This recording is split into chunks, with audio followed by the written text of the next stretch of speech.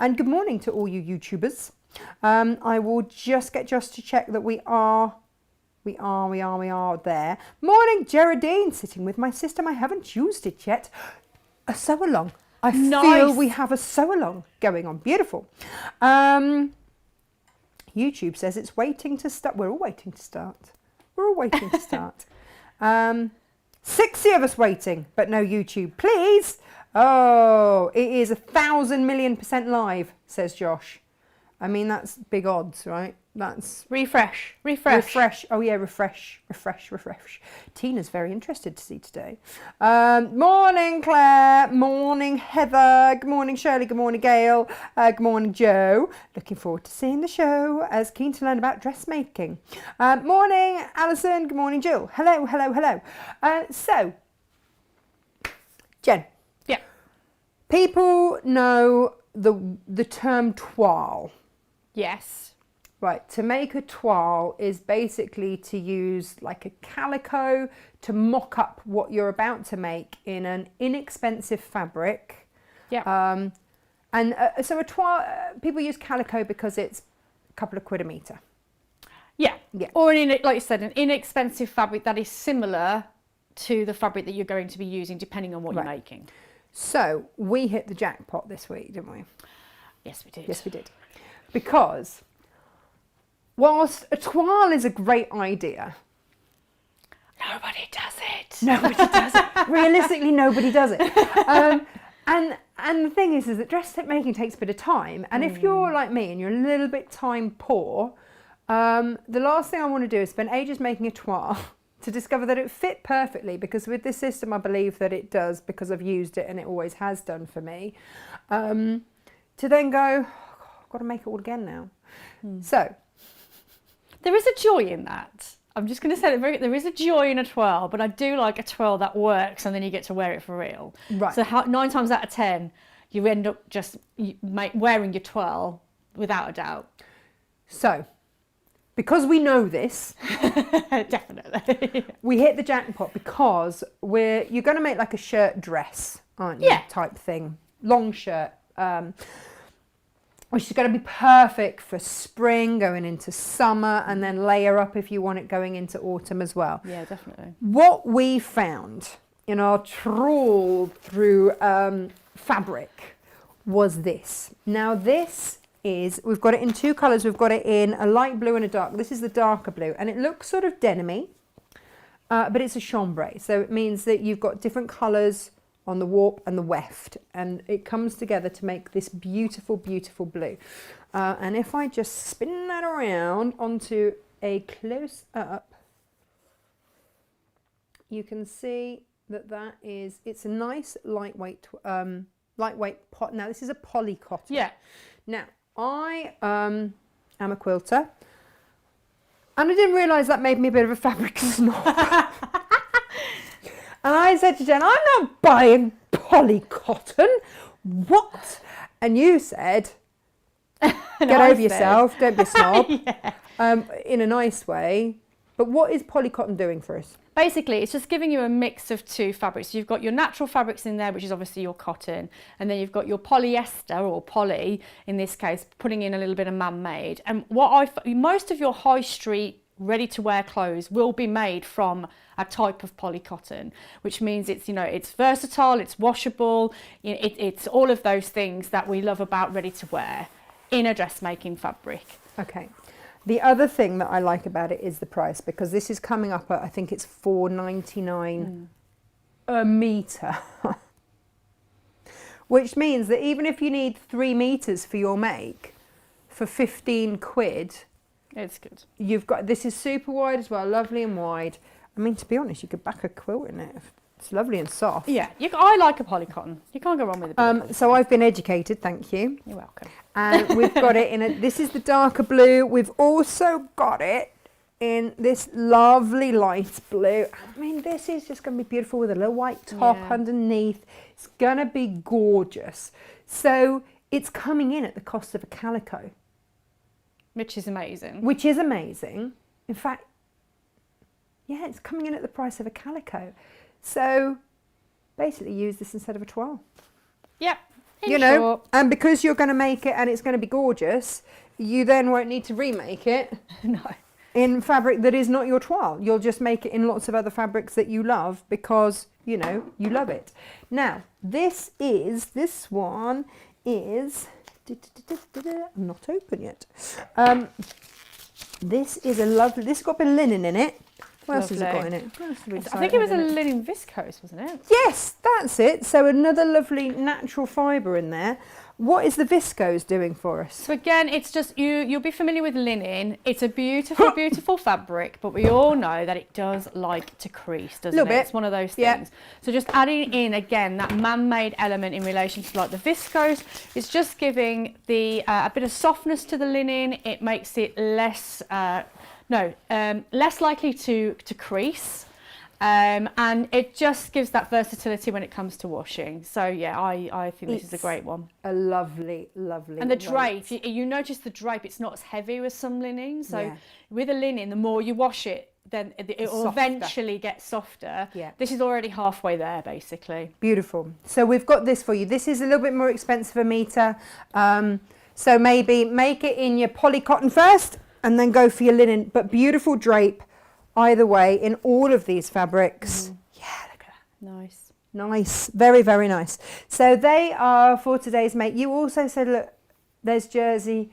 Have a look for all the different jersey makes. We're going to talk you through the system because each one will have a key telling you what fabrics suit what. Yeah. So they're all there for you to have a good go. I am going to shimmy on over there. Okay. So that you can crack on because I know we have got. So I can shimmy over. Well, we are on the clock, aren't we? So, you know. We kind of are. Sewing bee style. Yeah. Good morning, everyone. Good morning. Yes, so as Natasha said, we are looking at a system called the Lutterlow system, or as we also know it as, is the Golden Rule. Now, just a bit of sort of science behind it. I feel like I need to put a lab coat on. Well, I mean, do, but just make it first. So in short, exactly what Natasha said, it's a dressmaking system where you use only 2 measurements. Now, you know I'm all about the U size, making clothes fit for you using your body measurements rather than the normal method, which is to take several body measurements, in this case a bust, waist and hip, and then pigeonholing yourself into that sort of classic size, I don't know, 14, 28, 16, so on and so forth. Which 9 times out of 10 when it comes to your dressmaking, to get that ultimate fit, you're having to sort of grade between the two. You might be a 14 on the bust or a 16 on the bottom or vice versa. So you're having to kind of blend things. Whereas with the Lutterlow system, because you're using these 2 measurements from the get-go, there is no pigeonholing. You are drafting from scratch. Now, I know that sounds a bit scary, but it actually saves you time in the long run, I think. You get there a lot quicker. The thing considering. Is, what is the reason that we dress make? 9 times out of 10, we come to it because we're a funny shape, stuff doesn't fit us off the peg, we want to actually wear something that suits us. For me, it's because I'm tall, things aren't long enough, for whatever reason it is. So actually buying patterns for me has never been suitable. It's never worked for me. That's why I love the Golden Rule, because it fits. And every time we do a show, my measurements might be slightly different. It might be, you know, I've had 2 kids in the time that we've been using this system, and my shape and size has changed a lot. We were saying earlier, when I had Emily, I put on over 6 stone. That's a big change in size. That's a massive change, and then coming back down again, I'm still not back to fighting weight.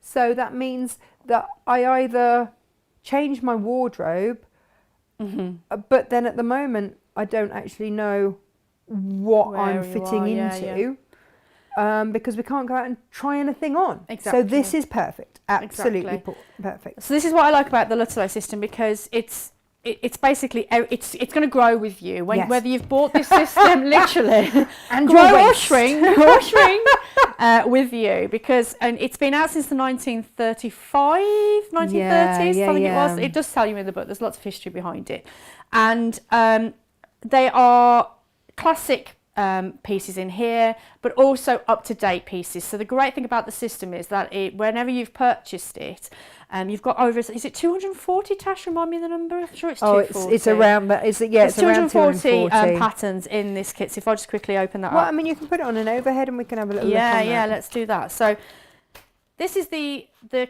comprehensive folder that you would get. So you would get your ruler. So this is just basically a French curve. You may or may not have one of these already in your sort of plastic form, but they even give you a paper version as well. So this is great for workshops. The amount of times I've lost my French curve in a workshop, so this is really handy. And also we've got the plastic ones on the show. So all of these are on the website. These are all there for you to buy. This is the I'm going to say this is your standard size. That's a better way of putting it, isn't it? And then we've also got the XL version. That's right. But you need to be of a certain measurement to fit the XL, and I can go through that in a minute. Yeah. But I'd probably say that the majority of us will probably be suited to this system, this version. But we'll get that in a minute.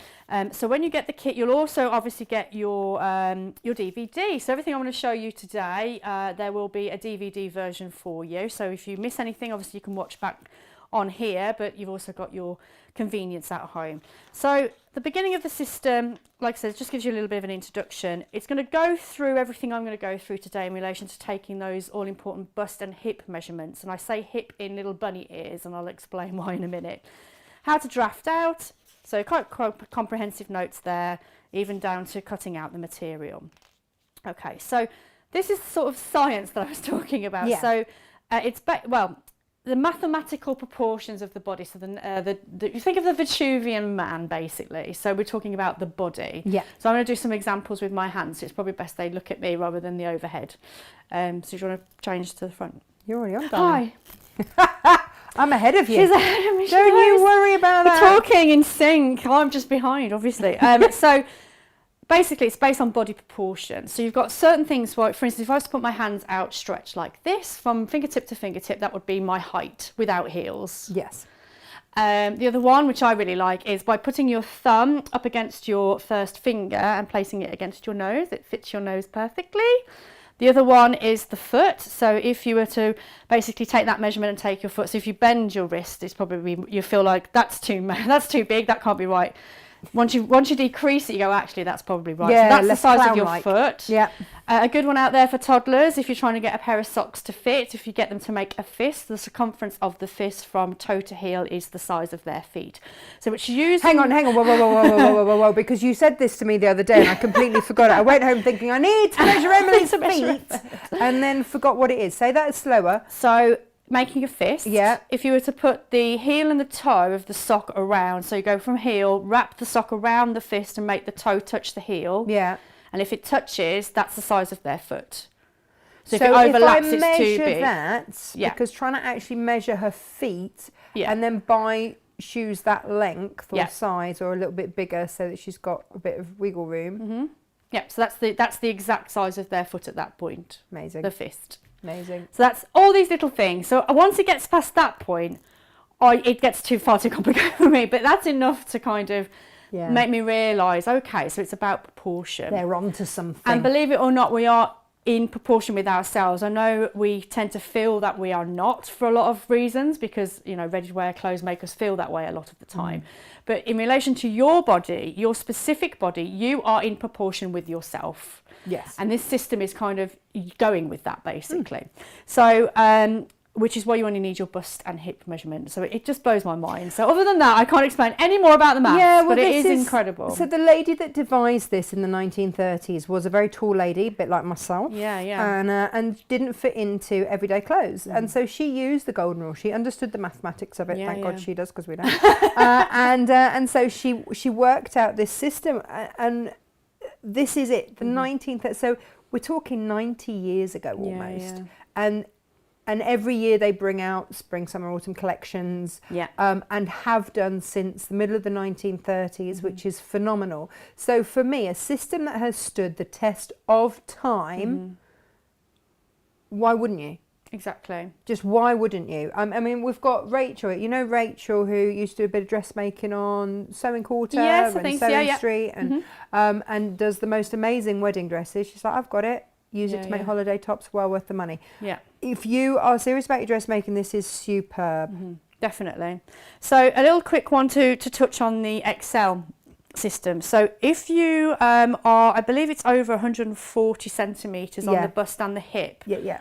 Then they recommend you go up to the XL, so it's over that measurement, not just under, over. They suggest the XL might be a better system for you. Yeah. And just to clarify that, when you get the system, the patterns, if I just fast forward very quickly, these ones are yellow on the back. If your XL system or XXL system, they're blue.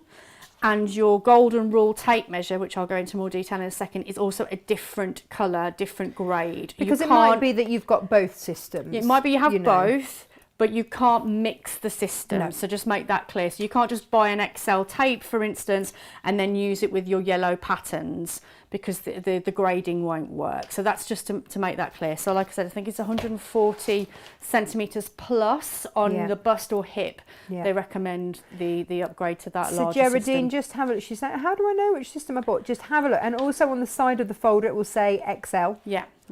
Or it just doesn't. Yeah. You know, if you've still got the box, it says XL on the side of the box. Yeah. But But the otherwise telltale yellow. sign is the patterns. If you turn your pattern Yellow or over blue. and it's blue, then it's an you XL know. pattern. If it's yellow, then it's the standard system. But everything that you are going to do, Geraldine, whether it's blue or yellow, is exactly the same. Absolutely. There's just a little bit of discussion about the jacket behind you. jacket. So this is the other thing that I just really wanted to say. We will do as many shows as we can here, and obviously you are going to pop at some point. But and then, you know, post baby you'll be back. Yes. Hopefully. But in the meantime, and you do this regularly, there is a Lutterlow Facebook group that regularly makes stuff, and you can get on there and you can make with other sewers. That's right. And ask questions. So there is that support. So although we won't do this every week, No. you have, once you've bought the system, you have got places that you can go to and have that reassurance, have a group that understand the system. So if you've got any questions, you know, that they're lovely. They are really good. So the one that this is relating to is the Lutterlow International system page, and they've even got a subgroup, which is the Lutterlow private group. The ladies and gents in that group are so lovely. So they help. Anytime you've got a question, if I'm not available to answer that question, they'll probably answer it before I do. They are so knowledgeable. Everyone's really supportive. So this jacket was something that I did as part of the fortnightly, what I'm calling Sew Wednesday. So every fortnight I was doing different sessions. So this is the second make that I did. And what time are they on a Wednesday? They're at around 2:30. So 2:30. after our Witchy Stitchy Wednesday. Yeah. You can then go and do some But sewing with you. Exactly, but because it's on Facebook, you can watch these back at any time. So don't feel like you have to tune in on that and you miss it, it's gone. You can come back at any time. So check it out. All of the previous sessions that I've done are on that Facebook page. So we did a sort of a jersey dress with our first one over the Christmas. Nice. This is the second one, which is the sort of tailored quilted jacket. And I'm just about to start another one. I've done the first session and my last session is not next week, but the following week. And what's that going to be? And we're making it's a blouse we're doing. It's a top, like a t-shirt top. Oh, nice. So what would they need for that? So, well, go and look at the video. Go and check the video out. So we've done the drafting out. It's recommended for a stretch. So I know you've got some stretch fabrics on, which would be perfect. Beautiful. Really relaxed fit. I think it's got a bit of a gathered waist on it, but really nice detail. But the main thing is I'm trying to get it done in 2 sessions, just to prove how quickly it can be done. So it's there. So even if you are new to dressmaking, you need that hand in relation to making, there's people on hand, not myself. Sarah Payne also does a monthly session with the same also group. amazing, yeah. You know, she's a big fan of and she's a quilter. So, you know, She is. And next month's takeover is Sarah. Perfect. There you go. So she can explain what Sarah does, but you know, you've got 2 people there. You've got a more dedicated dressmaker like myself. That's what I do. Yeah. Sarah admitted that she's a hobbyist sewer. She loves making clothes. She's predominantly patchwork quilting. Of course. Fabulous. But the point is, the system is so friendly to use. Yes. that she's diving in and showing, and obviously showing her hints and tips on the system as well. So you've got a mix of both worlds there. So it's a really good supportive network, other than obviously Natasha Makes. So when you've got the system, obviously you've got all of that information there. You've also got the symbols page. Now I would suggest maybe photocopying this. Is really handy to have out and about when you're doing your dressmaking, because when we get into the patterns, you'll realise that they're a little bit different from your commercial patterns. So I'm just going to start flipping over to the patterns now. So in this little section here, it's all about construction. Okay, so if you need any help in relation to that, pockets, etc., there's a bit of construction information, and then we get on to the patterns. So basically the rest of your folder, if I just lift that up very quickly, all of that is your patterns. That was your introduction. Those are all of your patterns. So if you were to have these in commercial patterns, can you imagine how much space that would take up? We were talking about space this morning. Yeah, we were, but also how much that would have cost you. You know, generally at least £9–10 for a pattern, because you're paying for the beautiful pattern paper and everything else. We've got draft paper on the show as well, so you can get that. It is different. I'm going to be honest, Jen, I have tried the IKEA paper. Thinking, oh, it must be about the same. It's not. It's not the same. It's not dressmaking paper. No. And I did try it, and now Captain Small has lots of paper to paint with, because it doesn't work. So we do have dedicated. And if she gets confused with my dressmaking paper, there will be trouble. Going, oh well, it's get a padlock on the drafting paper as well as the scissors. Exactly. When I see her lying on it and Freddie's just drawing round so they can colour each other in, I'll be like, no. So yeah, do take a look. All of this is on the website. So if you're missing any of these, they are all on the website for you. Yeah. So I'll just have a quick look through the pattern book for you there. So you can see you've got an array of different kind of styles, casual, something a bit more dressy. This is the one that we're going to demonstrate today, which is pattern 21 out of the most recent supplement. So if I just put that over there, there you go. Oh, sorry, yeah, you nice, want it on an overhead as well. There we go. Yeah. Do you want to help? Should we close up it? Let's go on a close up. Ooh. I mean, we have the technology. Let's do it. There we go. So that's the one that I'm going to do today. So you can see why we picked our lovely linen type fabrics today for the make.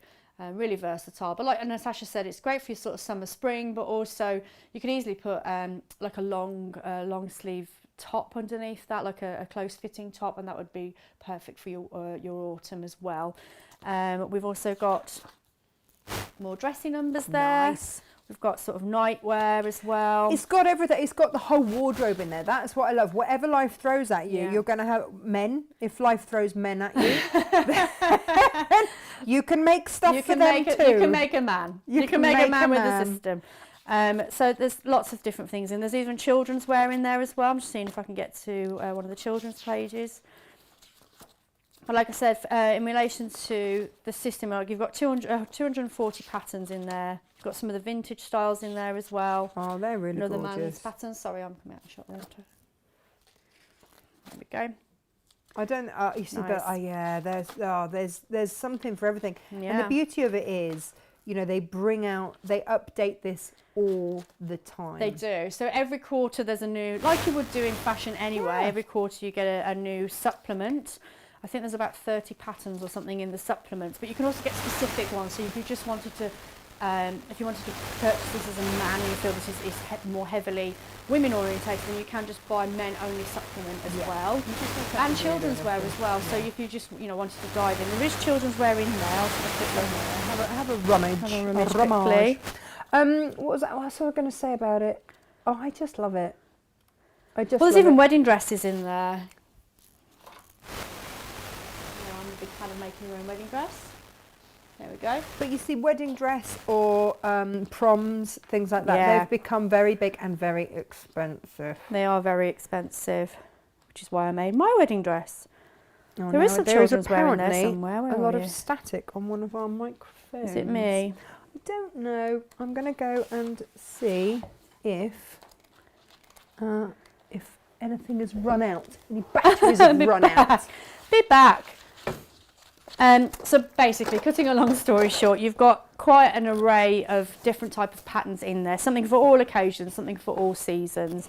And then also, like with the coat that I made here, which is actually out of supplement 319, the version was almost like a raincoat. So you can see how when you first look at that you wouldn't think raincoat, but because I decided to do a quilted make using these fabrics, that I've completely changed the style of that jacket. Can you just check that your mic is on?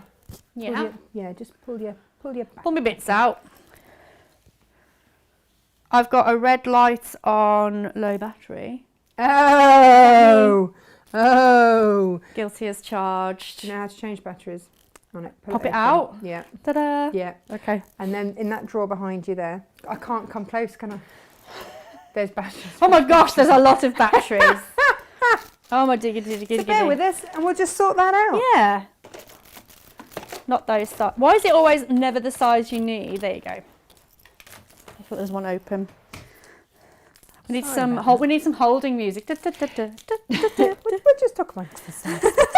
I thought I'd put new batteries in there. I must have put the old ones back All right, in. don't worry. Go me, which means that massive tub full of batteries has now got 2 brand new ones that I've just thrown in. Oh no! Easily done. Right, bear with me.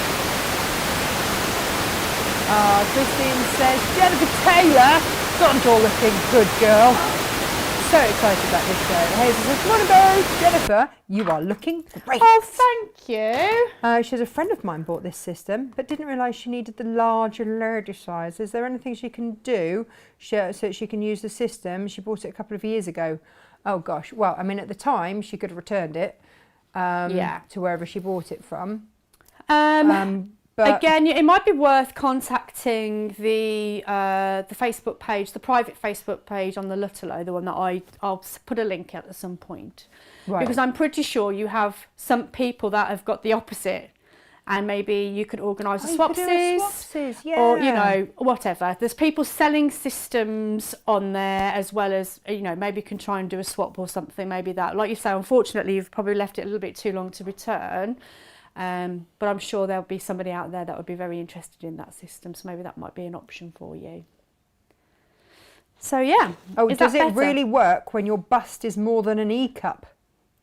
Yeah. Yes. As long as as long as you've got a tape measure and you're getting a measurement, you can use the system. So we're going to go through some drafting in a moment. I think that's probably the best way to start. Fabulous. Brilliant.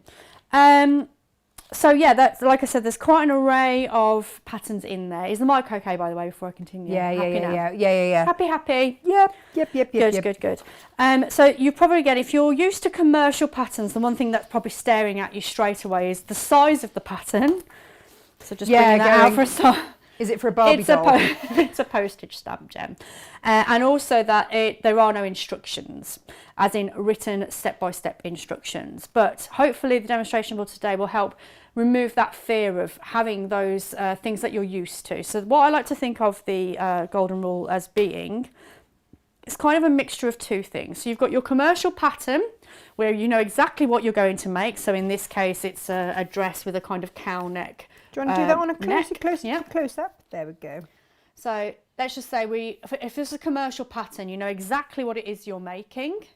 Whereas with this system, you don't need to then find your but get your 3 measurements, bust, waist and hip, and then try and find the pattern to fit. 9 times out of 10, sometimes you don't even fit on the pattern and you can't make it at all because it doesn't go up to your size. Whereas this system will cover that. The other thing is that because you're using your body measurements, it's almost like pattern drafting from scratch. Now, if you have done any kind of textiles at school or A level, for instance, you probably would have done drafting or may have done drafting when it used to be in schools, I may add, where you are using a lot of body measurements to get a base block, which is where all fashion derives from. The golden rule is kind of in between the two. You know what you're going to make because of the determined design. However, you're using your body measurements to get there. That's where I like to think of the system. It's kind of somewhere in between. So what I'm going to do now, I'm going to get drafting, I think. So I'm going to pull out the pattern that we are going to make, which is this one here. There we go. which is that one there. I'm going to go with this version here for speed. But what I'm going to do... Let me do that. There we go. That one. I'm going to do this one here. But what I'm very going to excited do, for this. I'm excited about it as well, especially with the fabric we've chosen. But what I'm going to do, it's always a good place to start. In your kits, you should have a leaflet like this. This is always a good place to start. And in that leaflet, you have a waistcoat. Now, this is a really good one to do very quickly. You don't need to make it up. Not everyone likes to wear waistcoats, but it's a great way of checking the system against your body and making sure things are in the right places. And if they are not in the right places, then I can show you very quickly how to move them. So that's a really good one to do. And that then acts as, you base. sometimes hear people talk about like blocks, don't you? Yes. Dressmaking blocks. And that will then be your dressmaking block. Yeah, effectively, won't it? yeah. Because you can then transpose anything from that onto any ongoing patterns. And this is, to give a little bit of background, the very first time Jen and I did this show together, many moons ago, Jen texted me, which was weird because I'd seen her on telly on Sewing Bee, and I then get this, hello, it's Jennifer Taylor here. Could I please have your bust measurements and your hip measurements? I'm like, all right. You know you're amongst friends when you can go, can you send me your boob and your bum, please? Yeah. And I'm like, okay, we're now friends. And so off it went. And you rocked up to, we were at Crate and Craft then. We were, back in the day. And you produced this beautiful blouse. It popped up on my timeline literally the other week. Yeah. It's probably been like, 2 weeks to the day since we first worked together. Yeah. That's crazy. Which is ridiculous. And it fit like a glove. I don't wear many shirts because I'm quite broad from years of swimming and horse riding and everything else. So I don't normally wear them because they're normally really tight across the back. So when Jen whips out this shirt with beautiful buttons, by the way, do you remember the buttons? Thank you very much. And it fit, and I was like, and that was over the phone. That was over the phone. Yeah. I had to just take the measurements, hope that they were taken correctly, and just make it and hope that it fit, and it did. And that's what I think. I'm going to be completely honest. When I first heard about the system and they were asking me, or would you demonstrate the Lotto system on Crate and Craft, I was like, send it over, I'll have a look. And the minute they said you just need your bust and your waist measure, bust and your hip measurement, I was like, no, you need more than that. And I thought, you know what, I'm gonna give it the ultimate test. I did a pair of trousers, which is something that I've always struggled with. Always end up with ankle swingers, guaranteed. They're kind of your nemesis as well, aren't they? And the sleeves and sleeve lengths as well. But I thought I'm going to go with the ultimate one. I'm going to go with trousers. And I was absolutely gobsmacked. I couldn't believe it. I was just like, I don't understand. It was magic. It was magic. I don't understand, but I love it. It's like electricity. You don't have to understand it, you just have to use it. But when it really came into itself is when I started to then do workshops on it. So then to have, like I say, me and Natasha have been demonstrating this for going on something like 7 years now. Yeah. And I've been running workshops up and down the country with the system.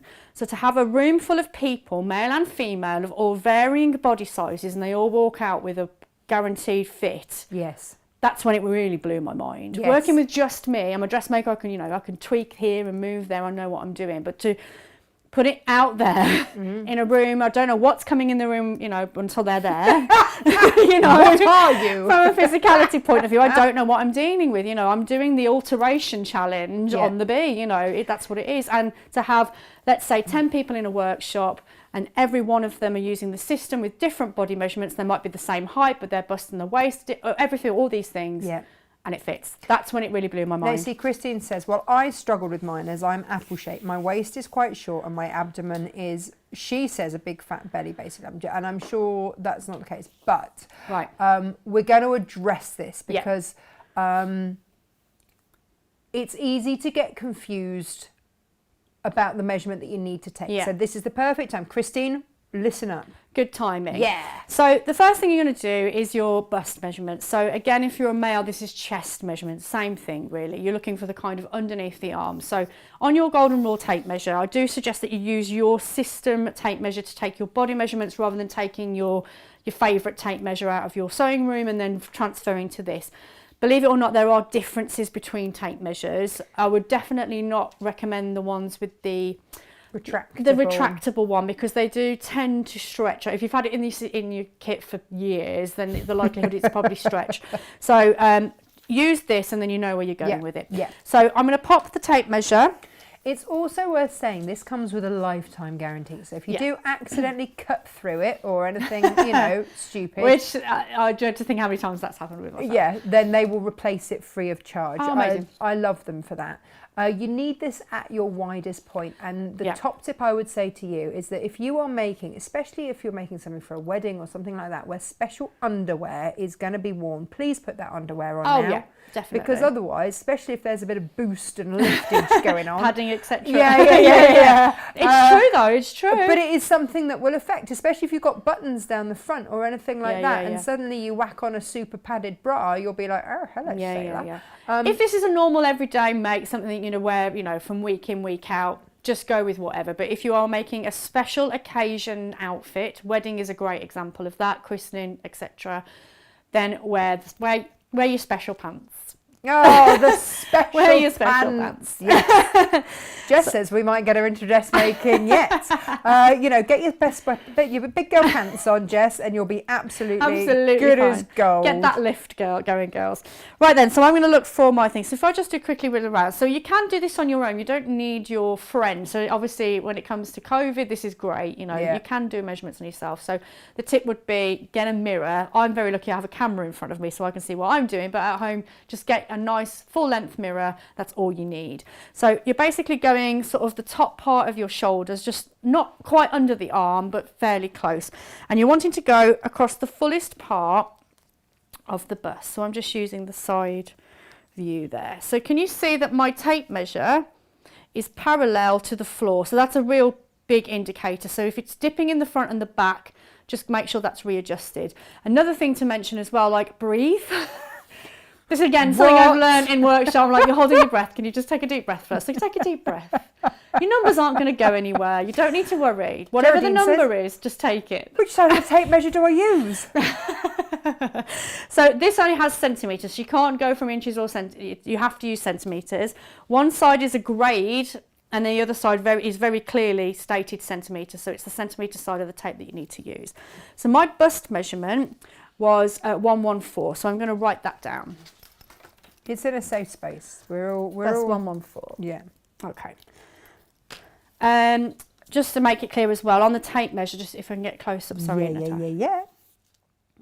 The bolder lines are your numbers, your whole numbers. The lighter lines are your half numbers. And the same goes on the back. Okay, so that'll make more sense when we start drafting, but I thought I'd cover that while we're in that. So the full thick black line. Full thick black line is full number. Yeah, full number. Light line half. That's right. Cool. Yeah. Cool. Okay, now this is the mystery hip. Christine.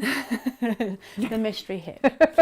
So this is sort of a ball of contention anyway. So when it comes to dressmaking, even if you're using your standard commercial pattern, the hip is this, and even the waist is this elusive thing. What are you talking about?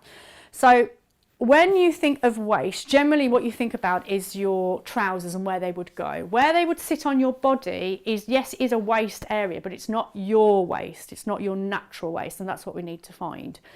So in dressmaking, what I tend to do is get a length of elastic, tie it round and let it wiggle and find out where it is. Now, at the moment, my waist is going to be all over the shop. So it's going to be low in the back and high in the front. Okay. Empire line, darling. Empire line. Pull my pants up. There we go. So that's an example. Yeah. So the same with the hips. So generally think about hipster jeans. So again, it's these bony parts here. So please excuse my my lifting of my top. It's the only way I can show you what I'm doing. So this is where you wear your hipster jeans. But in dressmaking, that's still not your hip. Your hip is actually lower down the bony part. So if you think about if you were to bang your leg, where that crease would be in the actual body. I mean, I'm impressed that you can do that. I had sciatica through I've my been pregnancy. practicing. So it's almost the fullest part of your bum running across the crease, almost in line with the crotch. That's generally when it comes to dressmaking, as in commercial patterns. So we're going to ignore all that. So just to give you that information. Now, it may be when you're using the system, you might be putting your tape measure there, and it might be exactly where you need to put it. However, depending on your body shape it may be different ones. So what I would suggest you do is take an array of measurements, and that's what I'm going to do today. So even though I'm pregnant, I'm still going to use the system to draft. Okay. Okay, so I'm going to take the classic dressmaking hip measurement using the centimetre part of my tape measure. Now I have got a bit of a, so again, if I go to the side on my tippy toes, Oh, you don't have a bum. across the front. So that's, I'm going to lift up, that's 111, so remember that, 111 for me. 111. 111. Now it may be that some ladies have a thicker upper thigh versus their bottom. So it could be even as low as that. So I'm actually almost underneath my bum and at the top part of my thighs. I'm just separating my legs a little bit just so I hold the tape measure, but obviously you would want to stand naturally at home. So that's another measurement there. That's 108. So that's obviously not the number I need. Nope. I'm going to roll back up a little bit more now to the hip where you would wear hipster trousers. I think that's 110-ish. So again, that's not my measurement. And if I roll back up here, there we go. And that is my waist, if you like, the fullest part of my waist. And that's 113. What number am I going to use? 113. That isn't my hip measurement, is it?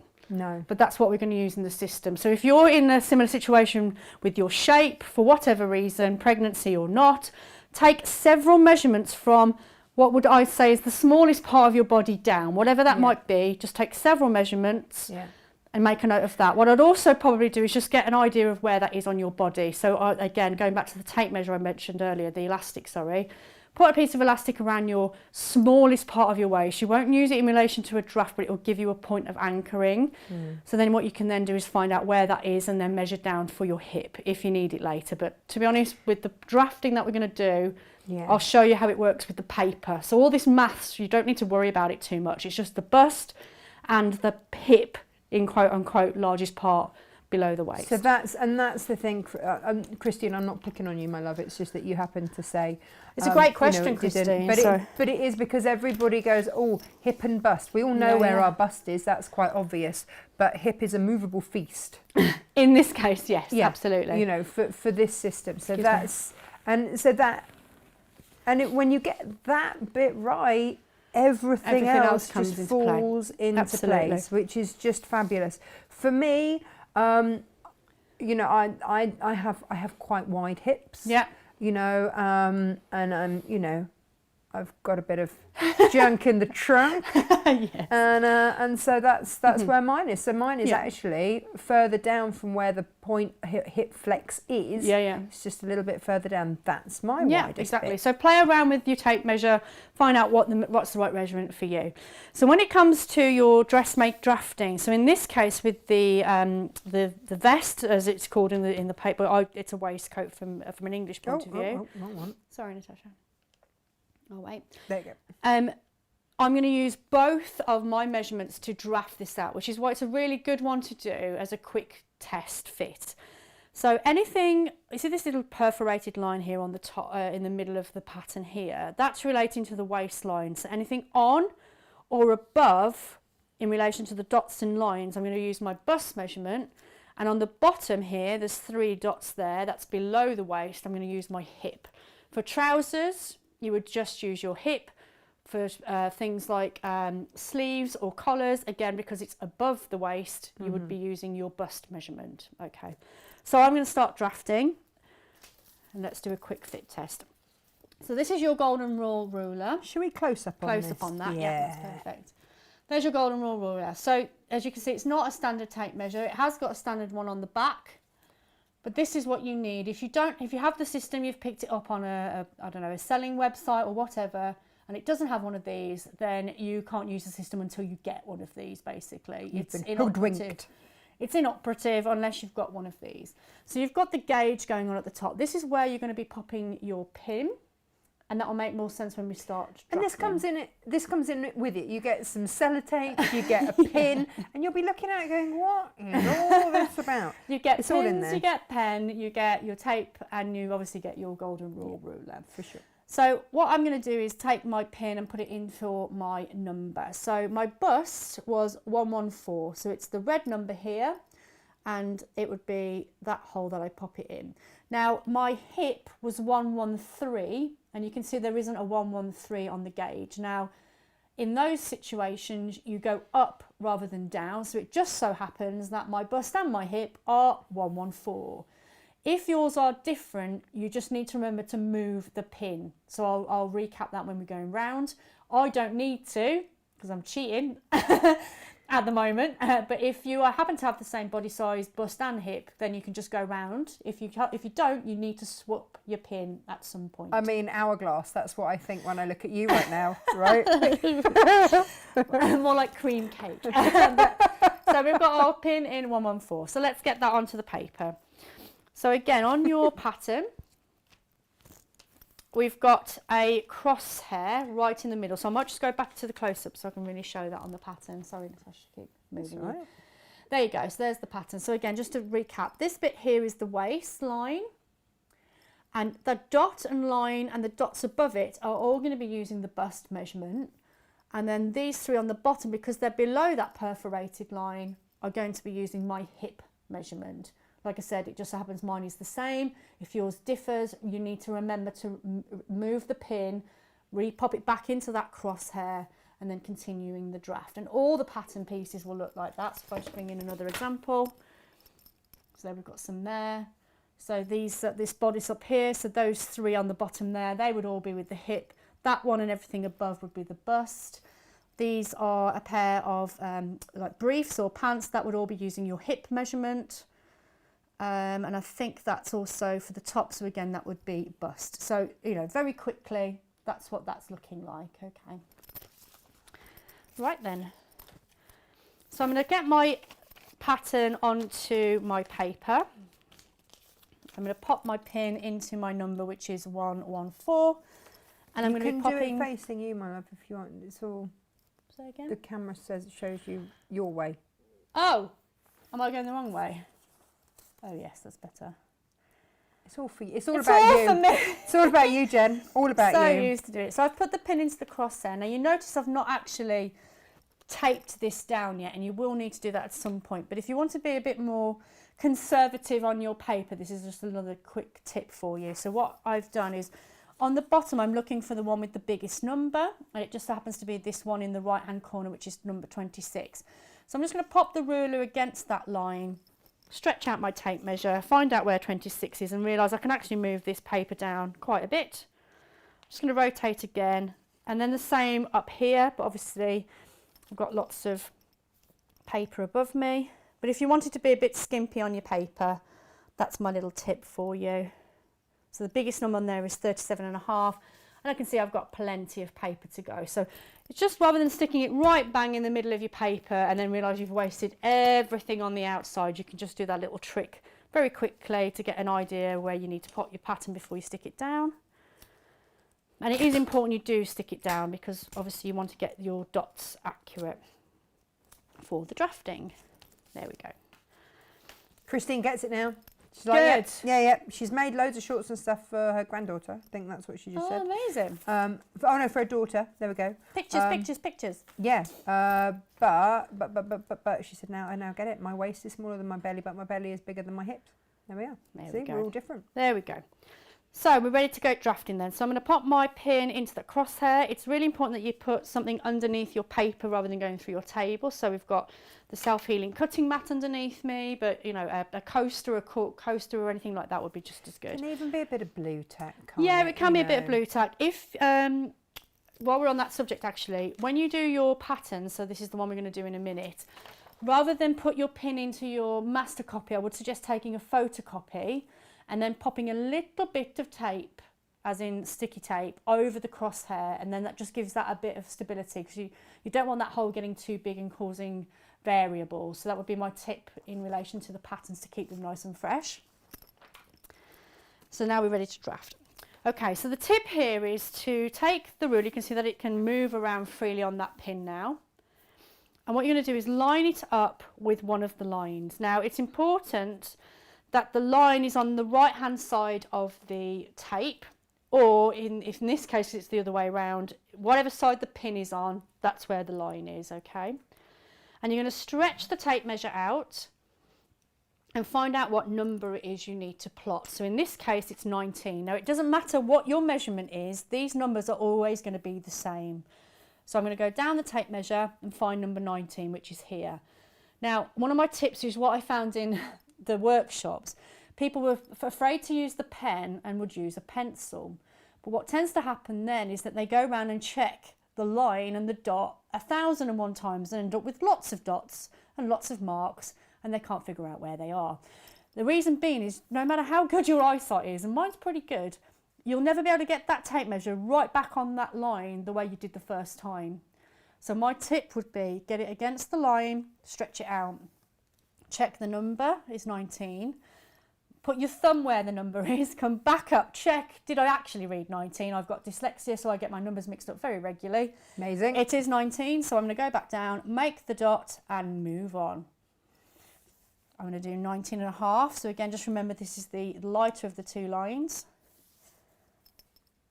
Now this one's interesting because this is number 11, but the line isn't attached to a dot at all.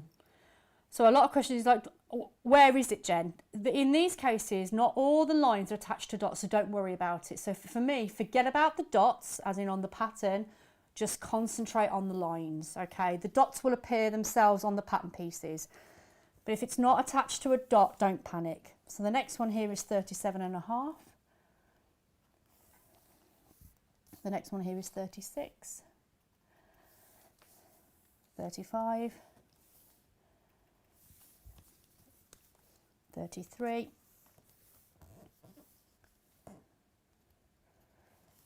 19,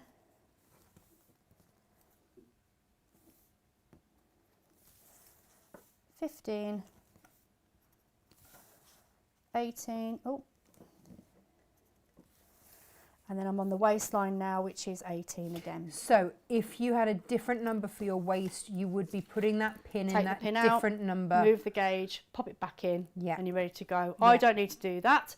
But what I will say is, again, something that I've picked up in workshops, there is something about working in the round that changes in the brain. So what I found was when they hit a certain point, which generally around 6 o'clock, what happened is they started marking on the left-hand side of the tape measure and not the right. So just be aware of that. So always make a note of where, when I said about double checking the tape measure, Yeah. make sure you're marking on the same side as your red pin.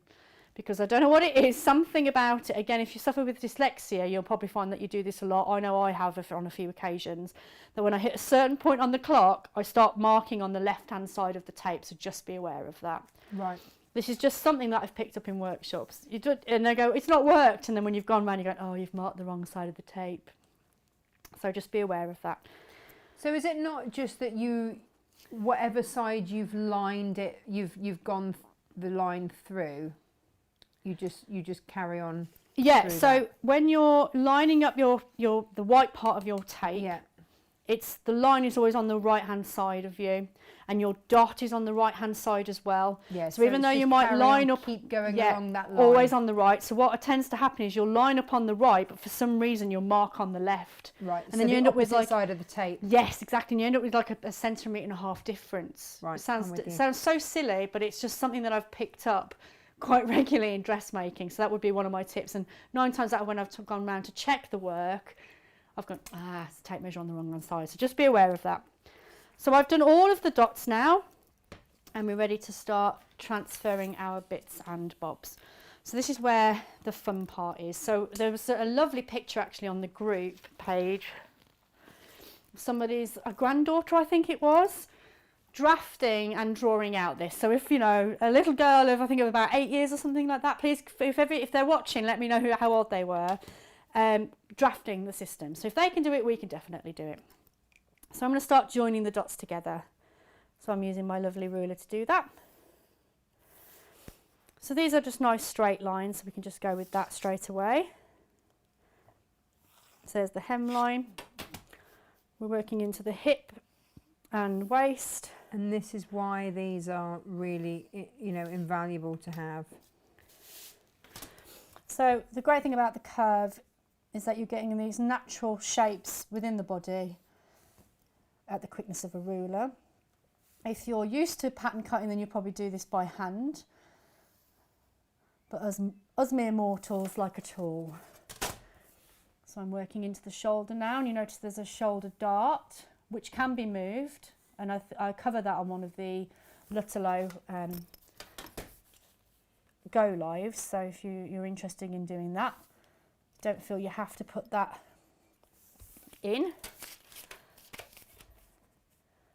But for the sake of what we're doing here, which is testing the system, I'm going to leave it in the shoulder for now. So there's your dart, there's your centre front, and then I'm going to do your waist. Ooh. So what I'm doing here is on the ruler, if I just go into the close-up, Tash, please. Oh, yeah. No worries. Sorry. No, it's okay.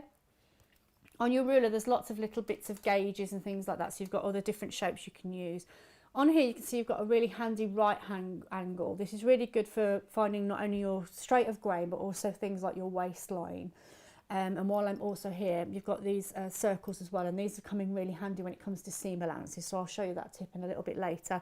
But that's just a close-up of one of the rulers. You also get a sort of skirt version, which looks like this. There we go. So that's the shape, but everything on the back there, no, sorry, you're good.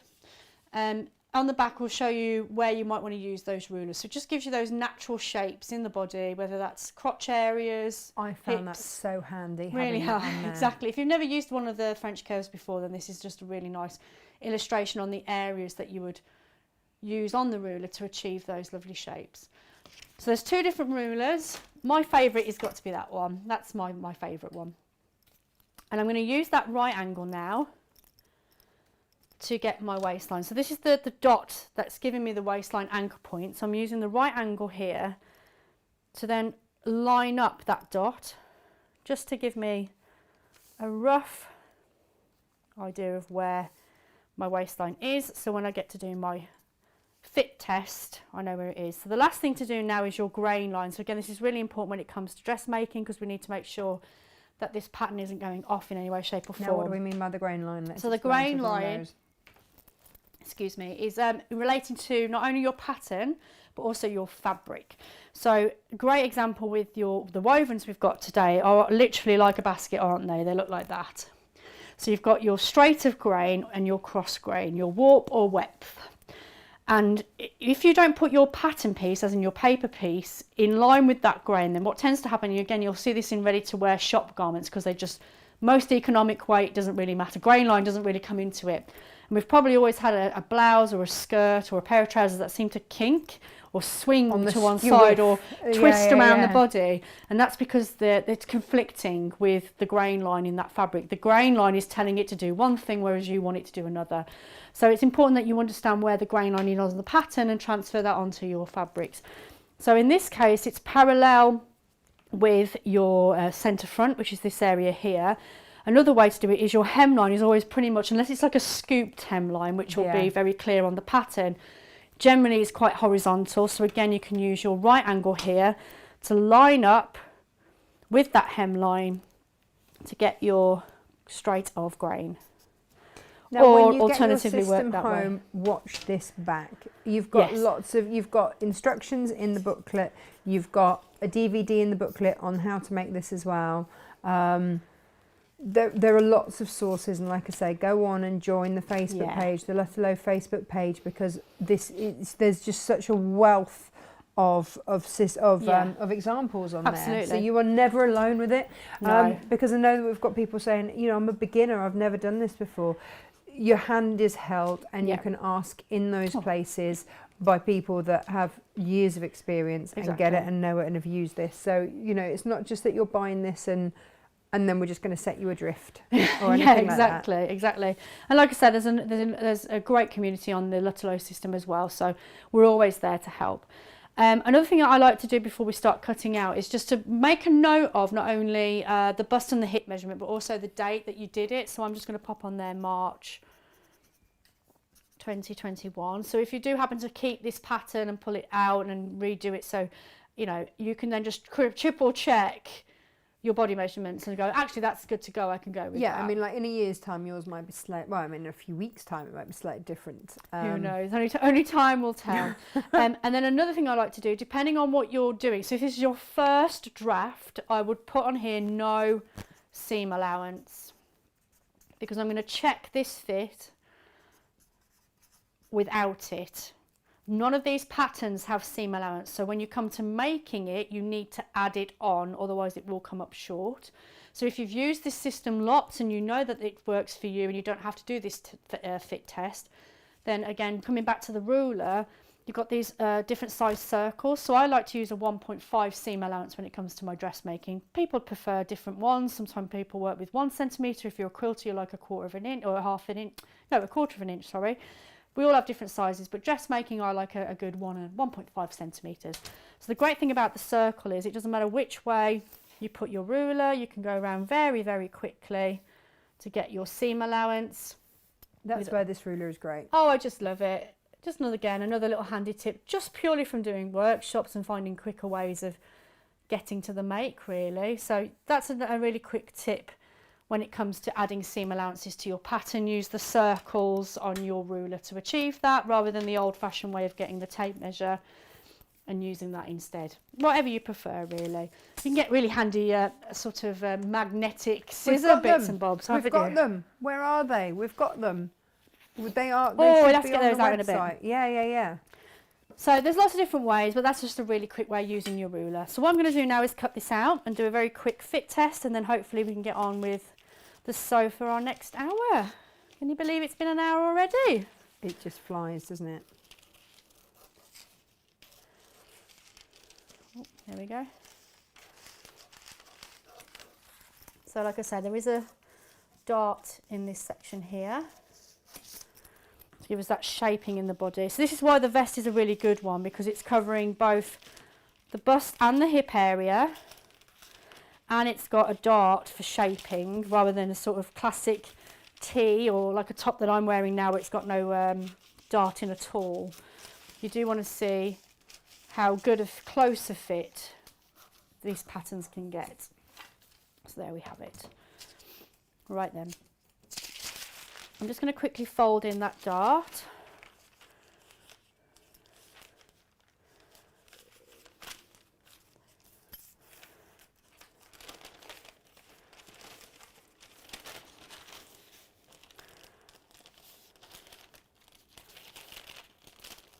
There we go.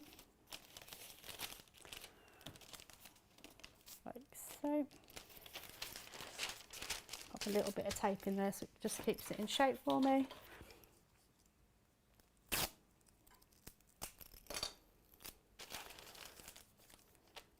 There we go.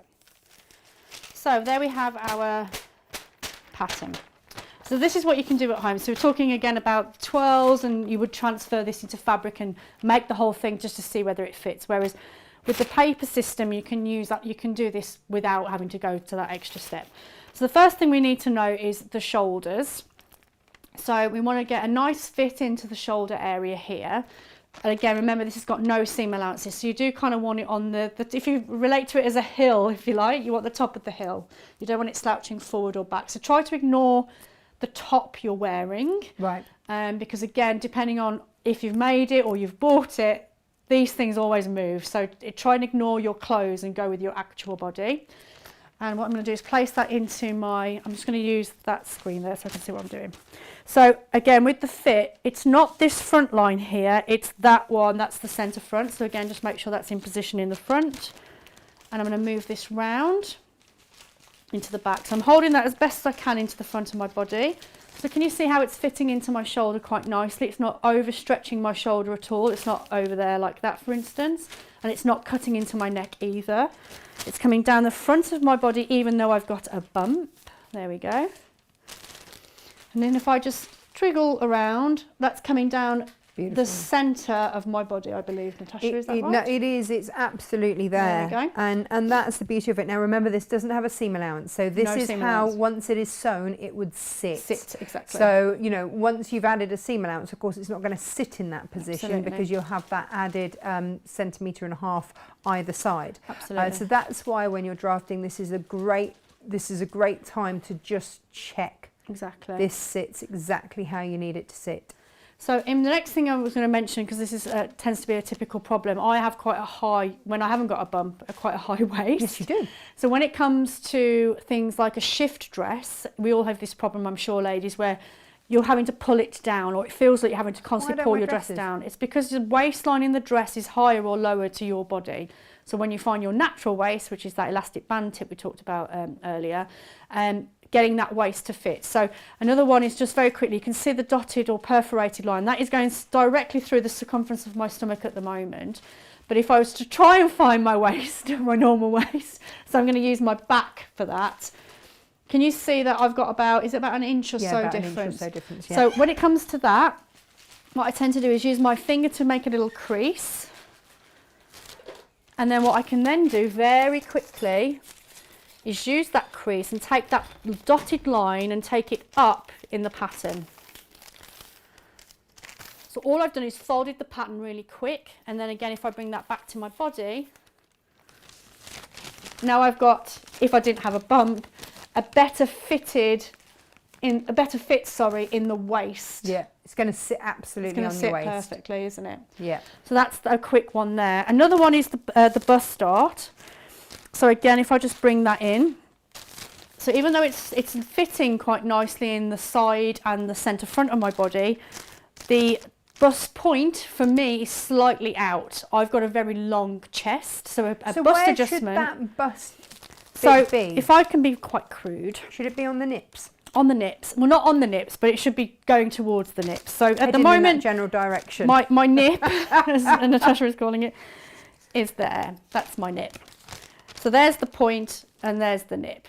Right. So you can see the difference. Yeah. So at the moment, this is going in that direction, whereas mine is more going to that direction. Hey, look, mine are pointing down. What can I've I had say? one baby and I've breastfed. So there we go. There's the answer for that. So I'm not quite happy, even though the fit is good. Yeah. I'm not happy with where that dart is sitting. It's going to look very strange and odd on my body. So I want to change that. So I'm going to show you again how very quickly we can do that. I don't think we've ever done this. I don't think Have we've we ever not? changed that bit. No. Oh. And this is great because once you've had kids, things are never where you left them. Exactly. In body, house, everywhere. Exactly. Nothing is where you left it. So even though, you know, we've drafted to size, and yes, it does fit as far as a silhouette is concerned, I'm still making these changes, but the idea of changing a bust dart would be like, oh, that's complicated.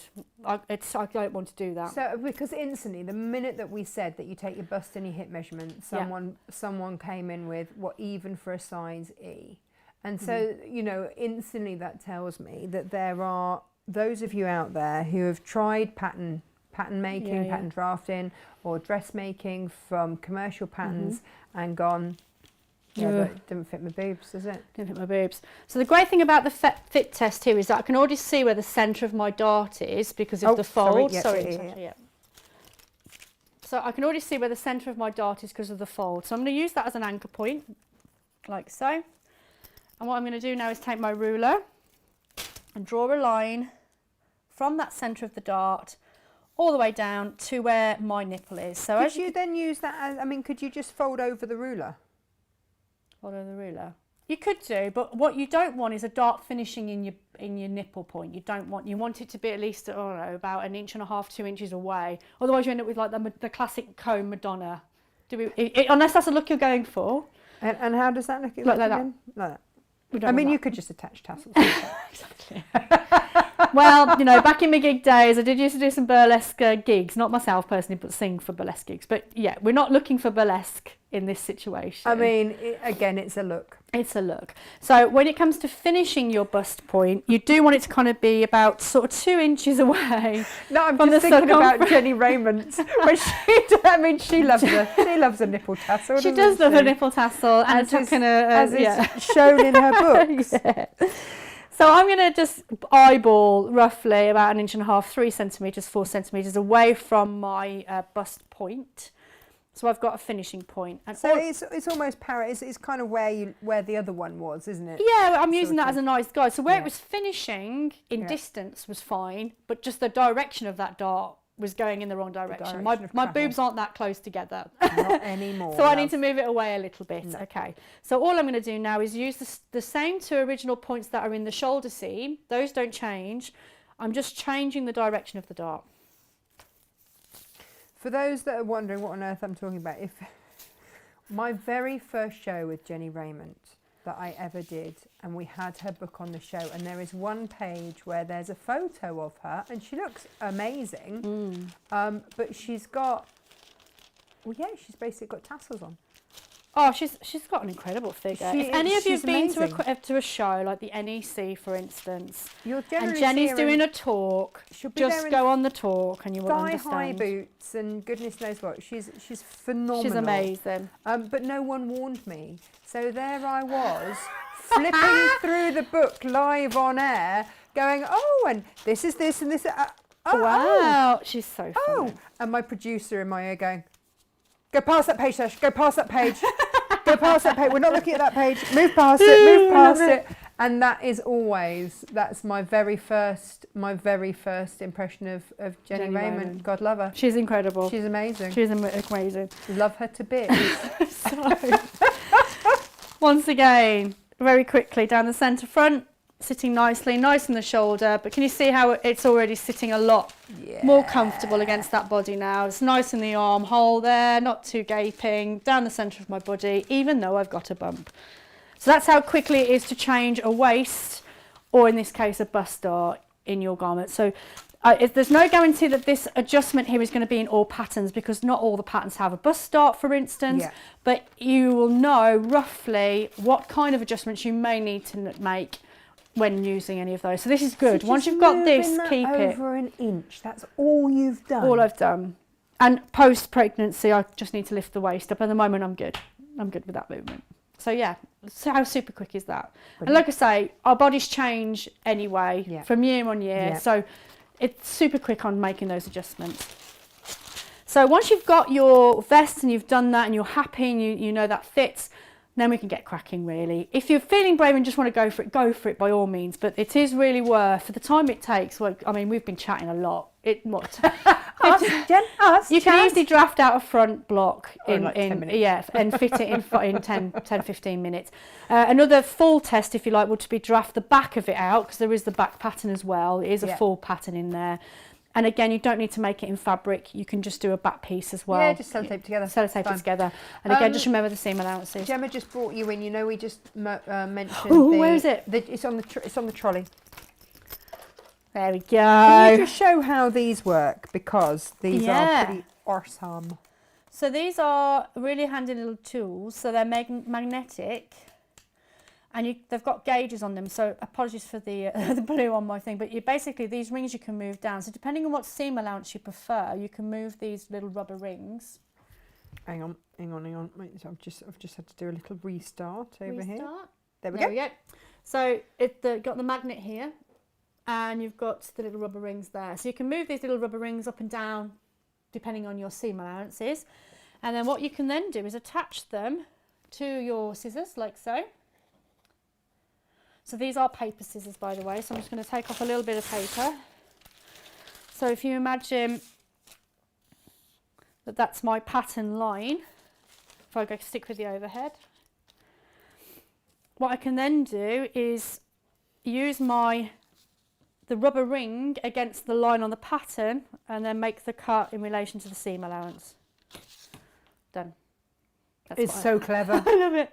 It's so clever. So it's just a very quick way of getting a seam allowance without having to draw it out. And you've got two in there, so if you lose one, you've always got the other. Yeah, that's right. There's one for a sloping blade and one for a... Oh, yeah, there might be. Straight blade and sloping blade. I'm pretty sure one's for one and one's for another. You'll know when you get home. I think it's just the direction of the... Oh, yeah. Yeah, the yellow... I think the yellow one's for a slightly sloping blade. And that one's for a straight blade. You'll know with your scissors which one to use. They're brilliant, aren't they? But it just means that if you don't want to have the faff of drawing a seam allowance around everything, just whop them on your scissors, you can just and whop off it on you your scissors, go. exactly. And they're just really handy for any pattern that doesn't have a seam allowance. Oh, absolutely. We had the other day, we had a lovely sunglasses case, and the pattern, I couldn't at that point get hold of the 120. So I had to use 125, which meant that you had to add a seam allowance on. Oh, right. So just use that pattern, pop those on and cut it to that. Bish, bash, bosh. It's just great. You're going to use them so many different times. Lovely. Right then, let's get cracking on the paper pattern. So, let's do some stitching then, shall we? So I'm just going to reach over very quickly. Ooh. So I've got my, is this my back pattern? Yes, it is. Back pattern already cut out. I'm just going to take that pattern off for a second. Oh, there we go. Put that to one side. Viv says, what if you're left-handed? You just if you've got left-handed scissors, just obviously put it on the side that you're cutting. It depends on your table as well and which way you prefer to cut, but either way, just pop it onto the blade and you'll be able to see when you get home. No, morning, Mr. John Cole Morgan. Good morning. Good morning, good morning. Right, so I'm just looking for a bit of needle and thread. So I've got my... What we're doing. Just getting a little bit of thread for... I am intrigued. What are you doing? So you have used the pattern, drawn out the pattern, exactly. And the only reason we didn't draw this pattern out is because avec le bump, it was a bit of a reach.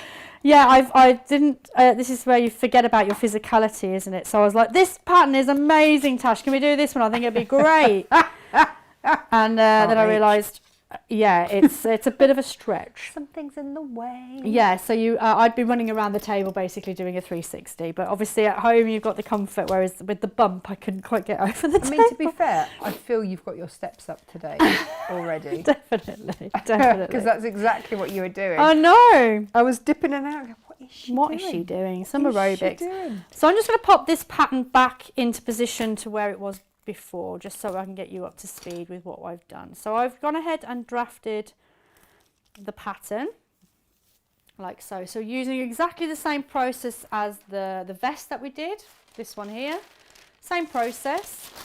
So everything above the line was bust, everything below the line was my hip measurement, but obviously mine are the same, so I was quite lucky I didn't need to make any changes. What's interesting about this pattern here is that you can see that it has got a dart in the pattern, but there's not a dot for it. The dot is actually the pin itself, so just remember that. So I've actually gone ahead and made a blue mark underneath, so the dot in the paper is the actual point of the dot, so I can draw that in with you now together. So let me just fold that back, add it up like so. And then everything else is the same. So we have a front bodice, and I know it's the front bodice because you've got the letter A. So again, this is where you need your symbols page, which I showed you earlier, because you might not get used to the terminology, whereas on commercial patterns you get front pattern, back pattern, whereas this is all shorthand. Carol says, which pattern is it? This pattern is pattern 21 out of the recent A4 booklet. So it's our lovely stripy, oh, do you want to, like pinafore type shirt dress, I think. There you go. And then the variation here, which is pattern number 22, it's exactly the same pattern, but you can see that it's got a sleeve and a kind of sleeve detail on it, and it's longer. Sorry, I keep coming out of shot. There you go. So the dress on the left, the pink one that we're making in a blue chambray, which is only £4.50 metre. I can see that with wedge heels, vest top, totally underneath. Yeah, gorgeous, lovely. Hello, summer. Hello. Well, we thought we'd brighten. It's a bit miserable today, isn't it, with all the weather, raining. We're expecting snow at the weekend, so this is the perfect time, right? No. So with the pattern, we've got a dart detail in there. We've also got a button plaquette in there, which is running down the front of the pattern. We've also got facing details. These are all on the pattern, whereas with your commercial, they will all be separate. So it's just understanding how you get to those. So on the physical pattern, what I might do, Tash, if I go to the close-up, yeah, I can see that we're struggling to see the detail a little bit. This one. No, Oh, Nearly. come on, buttons. I was trying to explain the other day, sometimes the kids get hold of my iPad, which is never ideal. No. And then sticky fingers mean that it's less responsive when I come to use it. There we go. Right then. So we've got our dart, which I talked about. That needs to go in. We've got our button placket, which is down the front here. And we've got our facings. But rather than these being 3 separate details that you need to, it's all in the one draft. So when it's a bold line, you're cutting it out in full. If it's a perforated line like this back piece here, that means that's on the fold. Okay. And all of these are denoted in the key page at the front of the packet, yeah. which Jen said to you earlier. Photocopy this and have to hand. On the side of your table. There we go. There's your key page. So you that's like your glossary, but you're never left without it. Absolutely. Everything you need is on there.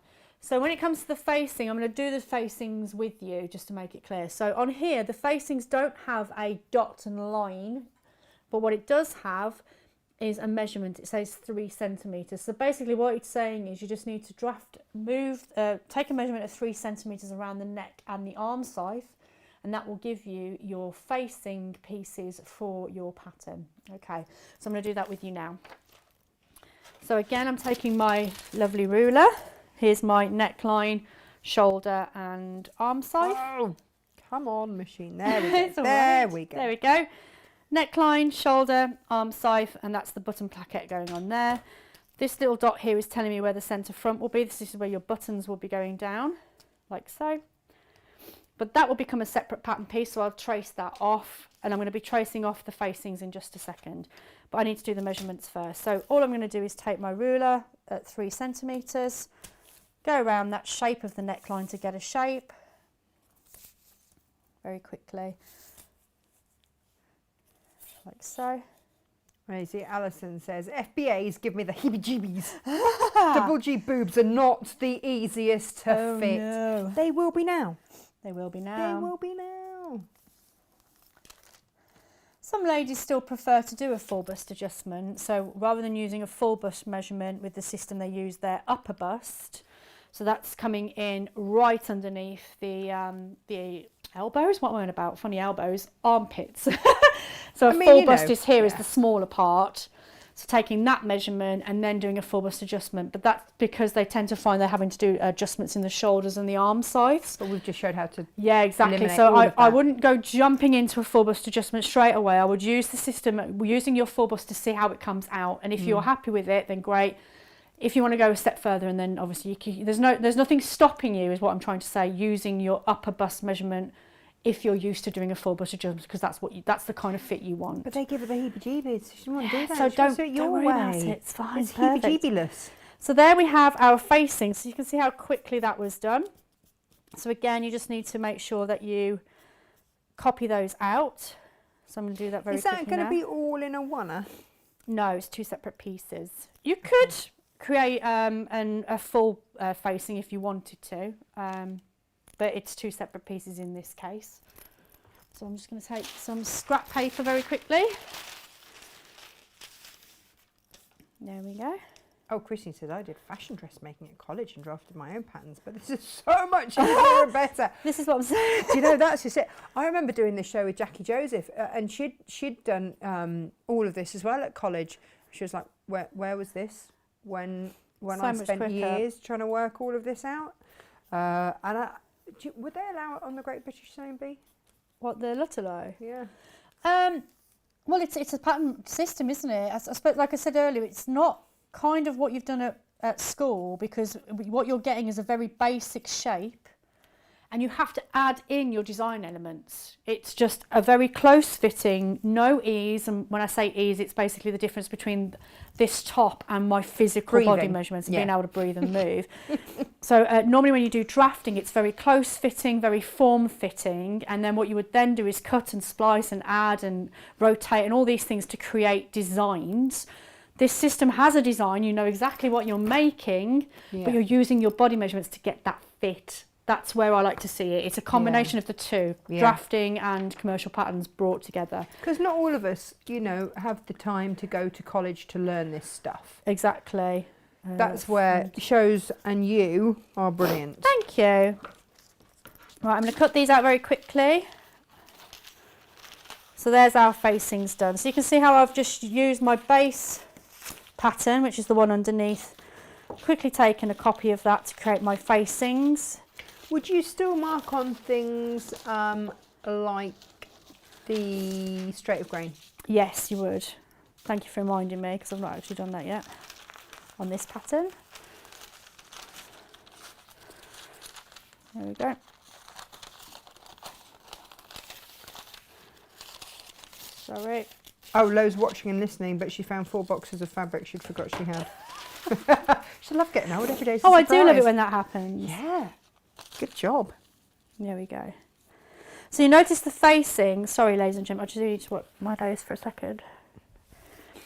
Do you find there was a stage at pregnancy? I remember Gemma saying it to me. She's like, "Oh, you're at the nose drippy stage." Yes. And I went, "What?" You tend to get it at the beginning and the end. I managed to get away with it this time. Oh, she said your nose just drips. Yeah, And I've got I'm on in the like, drippy stage, and I think because I'm leaning over, it's going for it. No, but that's one of the things no one tells you. And on my first pregnancy, because of the nose drippy stage, it's probably far too much information. I do apologise in advance. The worst snorer in the world. Amazing. I was snoring on the in and the out breath, if that's possible. So my husband was just like, I can't take it anymore. To be fair though, I mean, I think that, eased him into fatherhood. Well, exactly. He's got to get used to the deprivation. sleepless nights. Exactly. Absolutely. It's just all part of the training, really. Yeah, it didn't matter what I did, what position I sat in and out snoring. It's a thing. It's a real thing. I didn't know. And it was only Gemma came to stay with us when I was pregnant.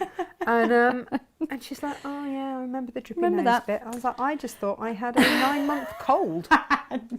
It just never went. I'm really glad I didn't have it throughout the whole one. Like it's literally just come on in the last couple of days. So anyway, straight of grain. So yeah, as we said, it's either going to be in a horizontal, a vertical position to the hemline, or it's going to be parallel with your centre front.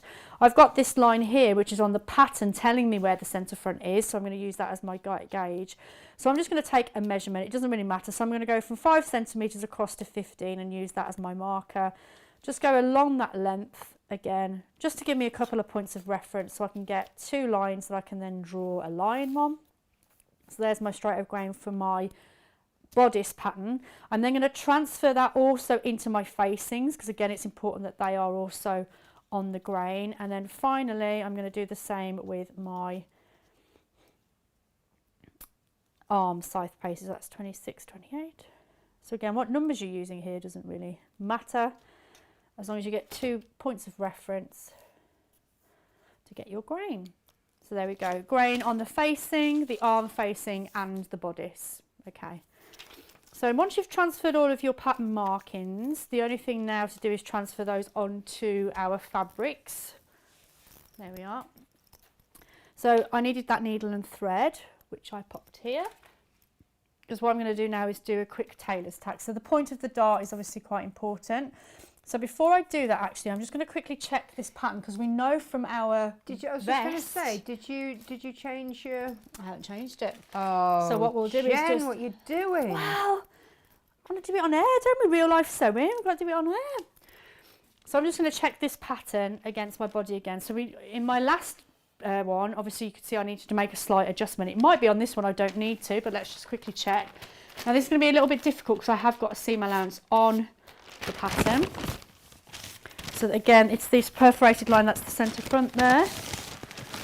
So the dart, actually, All right. it's all right on there, isn't it? So just do another quick check.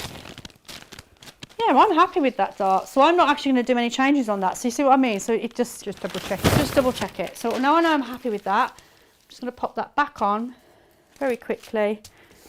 Take my needle and thread and get my bust point in. So we'll just make a little cut actually, making sure I've just got, there we go. So rather than damage the pattern, I've just made a little cut into the paper there just to expose the fabric a little bit, so I can get in with my needle and thread to do a tailor's tack. Tailor's tack is just a way of getting a point in the fabric using thread, and it's just basically a big loop the loop thread.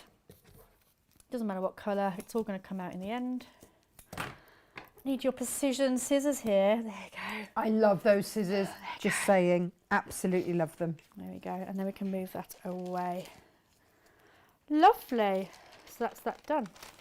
How sad is this then? I actually got so excited because all of my scissors now match. All of my scissors and my seam ripper and everything now match because of this Does it new all stuff match? that I got. Yeah. Lovely. That I actually woke up excited to come downstairs to use them. I was like, yeah, Brilliant. I get to use my matching scissors.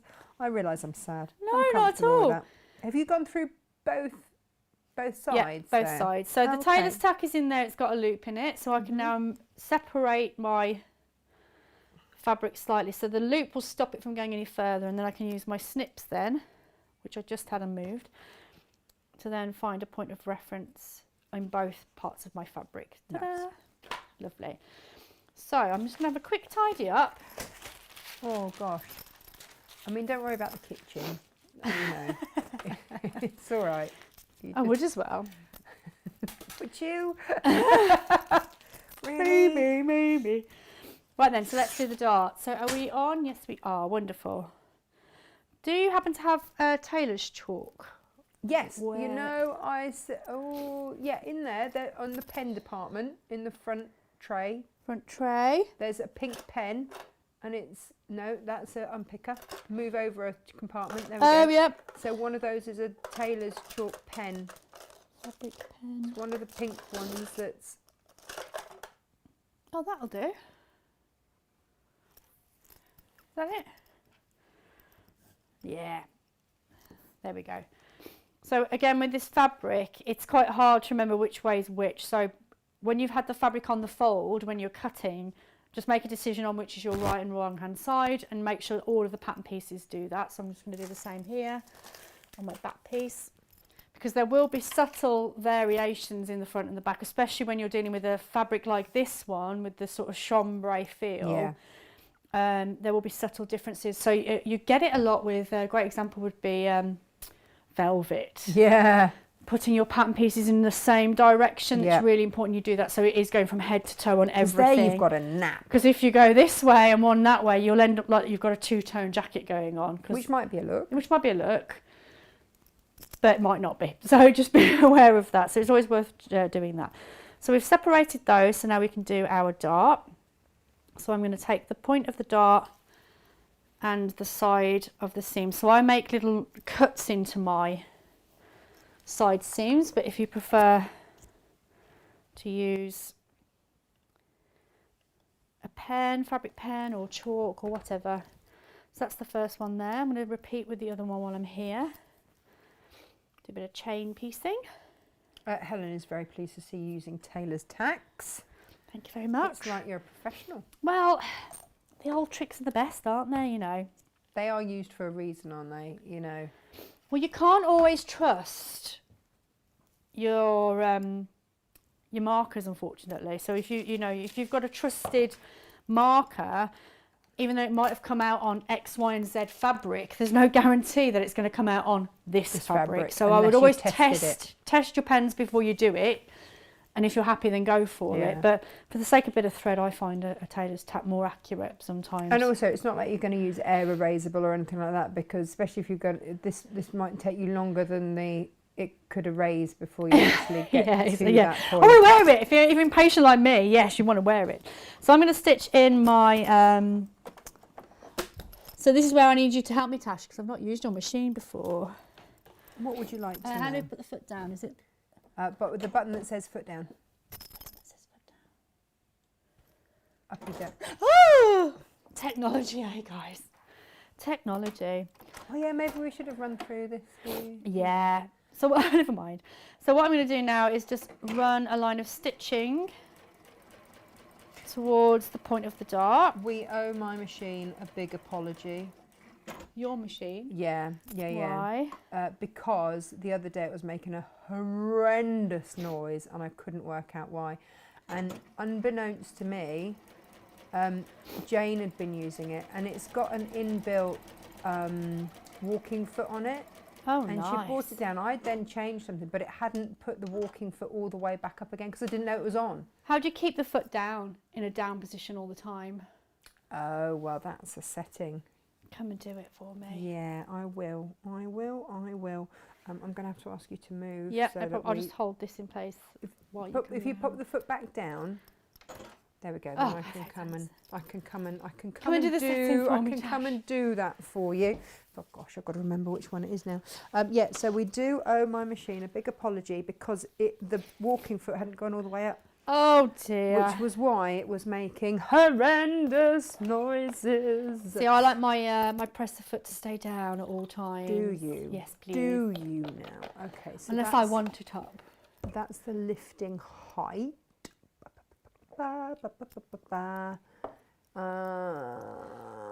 Just a short interlude, ladies and gentlemen. Da, da, da, da, I know. I can't remember which one it is. It's been ages since I had to do anything like this.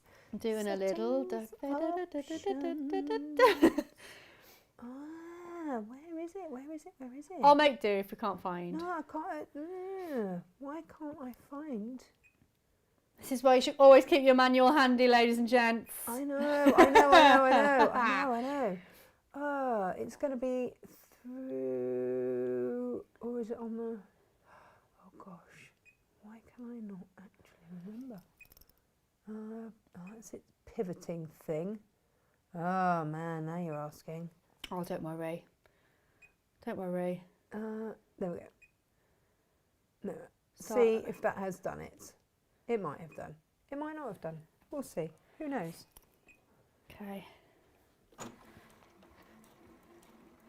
So what I'm doing is when I hit the point of the dart, instead of running off and then doing what a sort of old method would be actually to physically tie the tails of your thread, Yes.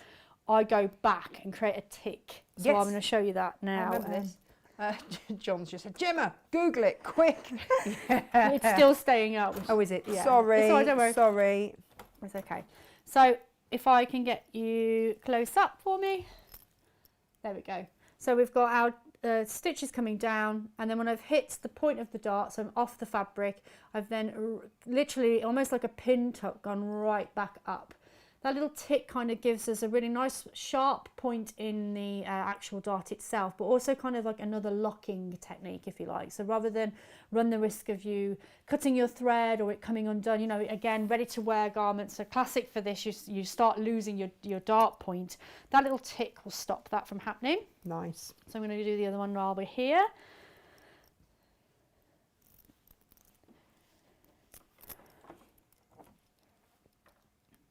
So again, stitching down towards my little dart point. And there we go. Perfect. So you can use your cutting functionality on your machine, but don't do it at the very end of that dart. Okay, so now we're pressing out the dart. So we want that to go down the body. So if I just lift that up, so this bit here, you want that to go down the body rather than up. And it is handy to have a tailor's ham like this one, We have just to get the various. shape. Yeah. 'Cause There you're is a thing, isn't there, that the first press you put in a garment is really important. Yes. And you'll notice as well, it's not an iron, it's not a sort of classic backwards and forwards, it is a hold and a pressure that you're looking for. So again, depending on your fabric, you might want to get a pressing cloth. This is quite robust really, as you can see, the iron's quite hot there. Perfect.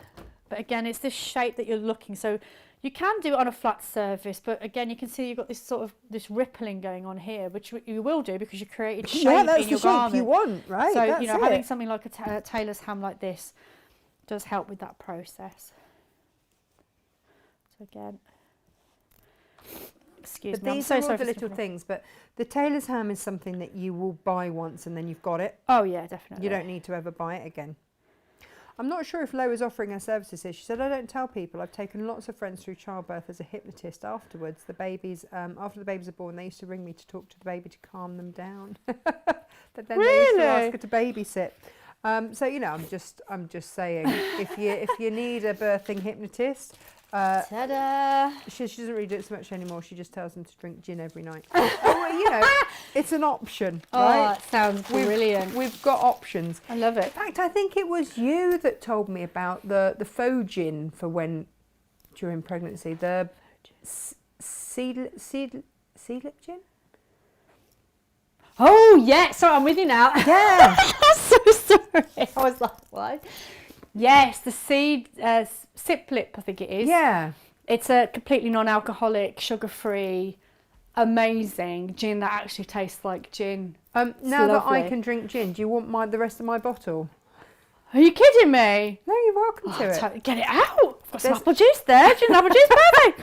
Would you like a faux gin and tonic, my Oh, darling? while you work? beautiful, beautiful. We can sort that out for you. Yeah, I would, you know, not that we endorse products, but yes, it's a very good non-alcoholic gin. Pregnancy or not, it's really refreshing. Closest, yeah. And they also do a really nice, different flavours as well. So if you prefer your more citrusy gins over your more botanical gins, you've got various gin options. It's not just a bog standard.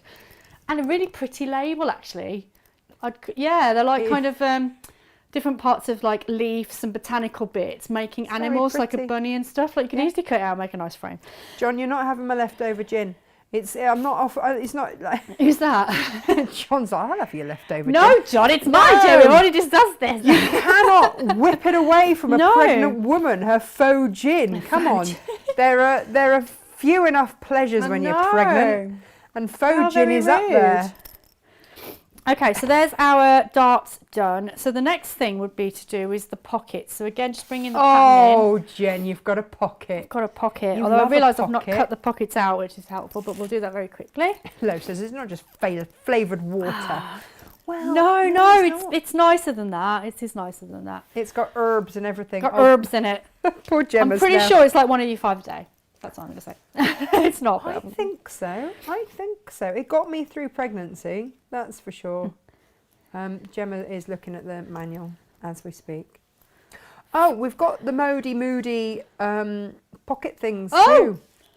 Oh, yeah, go get... Where are they? Do I need to move? They are probably... What have I done with them? Yeah. Right, I'm just going to pop these in. While you're wondering where they are. Oh, no, I'm just wondering what I've done with them all. But they're all in the warehouse, but that's sort of no use Excuse me, to I'm you. so sorry for the sniffing. I really do apologise. I think you're just noticing it. There we go. It's a good driving gin. That's all I'm going to say. It is. Now, you think like summer day, you know, really hot day, you just, you know, a glass of water or it just isn't cutting it, then the seed lip really does hit the spot for sure. It does the job, doesn't it? Definitely. Just remind me before you go that I will whip it out the cupboard. Okay. It's of no use to me now. I love it. I come to do sewing and I end up walking out with gin. What's not to love? What's not to love? So I'm just moving these out. So just remember, with this one I actually put the seam allowances on, but obviously if you hadn't, then you can use your handy tool to get that cut. So I'm using the wrong scissors anyway. Where's my fabric scissors gone? Oh dearie me. They're in the front of the front of the trolley. No, I had them when I was cutting out earlier, but I don't know where I've popped them now. They're really nice scissors as well, sorry. There they are, hiding. Got them. So you see, I got this, when I saw that these were a thing, I got these because I knew that you'd be here, and they are very good for dressmaking because they're bent, which means that you don't have to lift the fabric as high. No, they're lovely. So they are good ones. It's good for your shifty fabrics because, you know, the movement on your cutting does make a difference.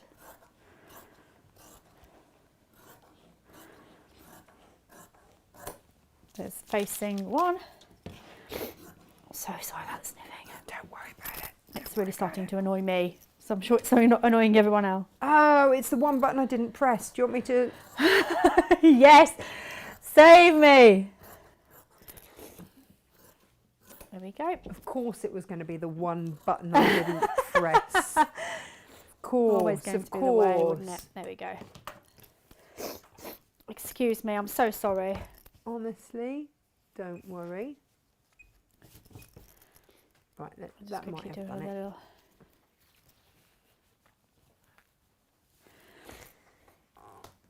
Right, so on the pattern, if we go to the close-up for a moment, it's telling you your pattern for your pocket, which is this. AK, so again, referring to your symbols page, AK would mean A meaning front, K meaning pocket. And there are no drafting lines or dots on there because it's just telling you it's approximately a 27 centimetre by a 20 centimetre pocket. So it's just a square effectively, so you can draft that out no problem. You can see here where it's telling you where to put the pocket, and again you can see there's little dotted lines and a little letter A. So not the big bold one, which is telling me that's the front. The little A means this needs to be sewn to that first, because A would be the first letter of the alphabet. It would then be B, and then it would be C. So B would be the shoulder seams, and then C would be your side seams. So that's the order of the sew. So going back to what we said about instructions, yes, there are no written instructions. However, on the patterns, they hold the keys. So just keep an eye out for that. Where you put that pattern, that pocket piece, again, can you see down the side here? It says approximately, as in CA, again, refer to your symbols page, 32. So all I did was measure up 32 centimetres from the hemline to know where I need to pop my pocket. Like anything, pockets are a personal thing, so you don't have to go with that. You can take them up, you can take them down, you don't even have to put them on at all. It's entirely up to you, but they're giving you that guide. Do you know what else might be there? You know, on the side, on the trolley. On the trolley. On the side, down the side. Yes. There's like a plastic packet. Yes. And if you open up the on the top layer, Plastic pocket. have a look in there. Yeah, there might be a Modi in there. There is a Modi. You never know. Pocket. Yay! Will that do a pocket? Yeah, It's well, not the actual pocket one. No, it's not the pocket, but So- it will help explain what these are. So Yeah. these are, is there a technical term for the coating rather than me just going heat resistant? Heat resistant works for me. So basically they come in different shapes. This is one of the shapes. This is the nice, it's called T1, so this is the standard shape. So it's T2 is much longer. Yeah, different shapes. You can even get specific pockets. So I think T3 is like a V, like the classic jean pocket with the pointed bottom, for instance. They're all on the website. This is a really nice one. This is a good universal one because not only have you got a nice straight edge, which is great for your hems, cuffs, things like that, you've got curved edges, which is also great for your necklines, for your collars. Anything where you need a seam allowance and a nice curve, you've got that for you. So if I, again, just take a bit of scrap fabric over here. We're digressing slightly, but I'm sure you don't mind. We like a handy tool. So let's just imagine this fabric here is a hem. I'll just cut the selvage edge off for a second. Not with those scissors, you won't. They've been thoroughly papered. So you've got the perforated lines here. So this is a nice sort of gauge. I think they're centimetre distances. So if you needed a 1 centimetre hem or 2 centimetre hem, you can fold your fabric back to that line, up against the card, and then use that to create your hem, like so. So you've got that equidistance that you need for that hem. Likewise with the curves. And then we've got the hem clips as well, haven't we, that you can... So again, you can bring that round like that. So again, you've got a nice curved That's awesome, edge isn't it? on the pocket there. So like I say, it's a nice universal shape. Will come in for lots of different things. And it's just a really handy tool to have in your kit. Perfect. And there are lots of, but look on the website because we've got all different shapes and sizes depending on what you're up to. What you're after. So that's my back piece. Let me get my front piece.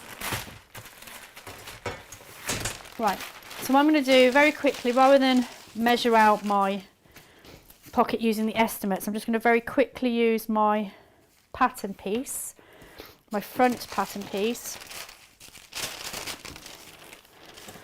to get my pockets, because I've marked out on the pattern where that needs to be. But obviously you can draw this out separately. Yeah. But for speed, I'm just going to go with that. We do love a pocket. Love a pocket. I was laughing to myself the other day. Emily has a dress with little pockets on the front. Yeah. And she found them. And she's also found them on her jeans as well. So, of course, all she does at the moment is just wander around with her hands in her pockets everywhere. And it always makes me think of you. Whenever I see a pocket, it always makes me think of you because of the number of shows we've done where you're like, and then I put in a pocket! So, yeah, I was giggling thinking Jen would be proud. She'd be very proud. I'll be very proud. Pockets. Love a pocket. I think that's what kind of really got me into dressmaking the most. You know, you can have these wonderful garments, but you're just like, if only it had a blooming pocket. Did you put a pocket in your wedding dress?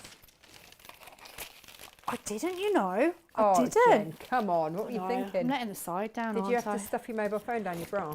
I actually made a little bag, like a little pouch bag out of some leftover fabric. Oh, that's all right then. So I cheated a little bit. But I'm terrible with bags anyway, just you always end up losing them, don't you? This is why you need pockets in your life. Deep, actual pockets, deep pockets, pockets that actually work. There we go. Yeah, you just got to remember to empty them out before they go in the wash. The number of times my husband has tried to wreck my washing machine because he doesn't. I just call him Pockets McCarty. He will take out like 20 things out of his pockets. You're like, what?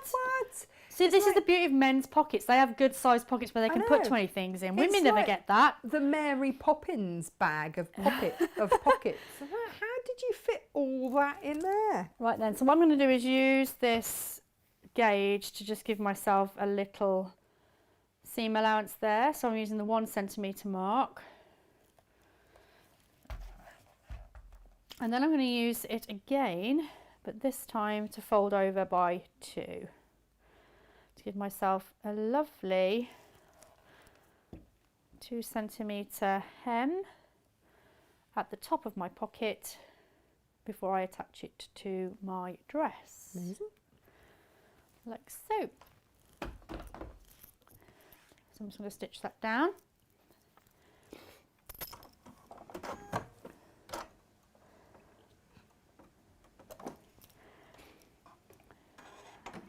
So I'm just stitching that down now with a top stitch.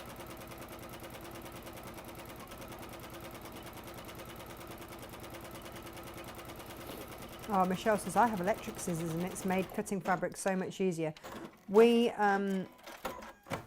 cut all of our fabric with electric scissors now. We've got 3 pairs of electric scissors. Yeah. They're amazing. And they're 160 odd quid a piece. Wow. But they're worth it with the amount of fabric that you cut. Oh my goodness. We were going through, not only that, we were going through expensive cutting mats like you wouldn't believe because we were always cutting on a self-healing cutting mat on the same spot. Oh yeah, because you're constantly cutting 1 metre, half metres, etc. Oh, and it doesn't matter how good your self-healing cutting mat, they are not made for that sort of wear. No, so not. we now use electric scissors and oh my goodness, we whizzed through them. I remember when Jane first came to work for us, she was like, can I not just have it? I'm like, no, bear with us. In a week, you will never want to go back to rotary cutting again. Ever. But they are awesome. They're on the website. Yeah. And if you are someone, maybe it's fatigue or maybe, whatever it is, or if you just cut through layers or leather or whatever, these are phenomenal. Oh, amazing. They are phenomenal. In fact, I've got a pair sitting on the side waiting for Helen McCook who went, so I'm going to need some of those. I'm going to want some of those. And I went, yeah, you probably will. Yeah. Brilliant. So I've got my pocket in place. So all I've done is a clean double hem, and I've placed that on the markings on my pattern. Again, you know where those are because of the reference details. Yeah. The reference details that we saw on the pattern. So I've just placed that on the top, and I'm holding that in place. So you can just base those down, but for speed, I'm just going to leave the pins in. Because what I'm going to do now is get the shoulder seams in and the side seams in. Hang on. That's a pocket. That's a pocket. That's a pocket. That's a pocket. That's what you want. It's my kind of pocket. That's amazing. Right, let's get the right side. So again, chalk, right sides together, shoulder seams first.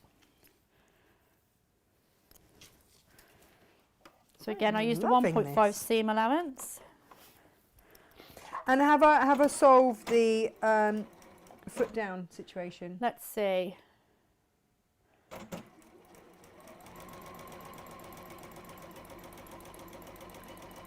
Geraldine says, isn't it about time you two had a No. proper... Have I not? It still likes to go up. Oh. Don't worry. And then it goes Oh, down. I know what I need to... Yeah, no, I've just remembered. Don't worry. Sorry. See, this is just, no, it's okay. Just different machines have different ways of doing things. I haven't made friends with the Dukey yet. I've not made friends with her. It's because I've got it programmed on the foot pedal. Right. So it's whenever you take your foot off the foot pedal, it lifts. Right. So if I need to leave my... How do you do it then? Oh, just... Oh, it doesn't matter. Just keep pressing the foot down. You'll be fine. You'll be fine. I'll figure it out. It's like a new car. You just need to like get used to the clutch, don't you? I need to just get used to this one. But at least it's not making hideous noises. And I do... It was user error. It's because so many of us use the same machine. Don't worry. Poor little thing. Yeah, poor Jane. She felt awful. She's like, I think that might have been my fault. Oh, No, don't worry. It's not a matter of fault, Jane. Yeah. Don't you worry, lovely. I did the amazing thing. Jane took all the thread out to use the same thread when she prepped at home. Yeah. I didn't know. Picked up the machine, took it to Hochanda, rocked up to Hochanda, no bobbin. No Oh thread. no! Yeah, and it's like proper rookie error. I forget. I mean, I forget I'm sharing. It's just one of those things, isn't it? Yeah. There's so many different machines out there. You're not going to learn all of them. So I'm running down the side seams just so to let you know where we're up to. See, as a quilter and a bag maker, it's so useful to have that foot up function. Oh yeah, it definitely has its purpose. Especially if you're going around a curve or anything like that. And it drops the feed dogs when it does it as well, so it doesn't catch on your fabric. Nice. So if you're sewing if you were going around a curve on your pocket on something that was delicate, it wouldn't catch it. It's very clever. Nice. That's what you want. It is very clever. It's just, you know. I just need to spend some time with it, don't I? Get to know You it. do. Carol, the fabric is soft and it is floaty and it's Well, hopefully I'll have a little... $4.99 a metre.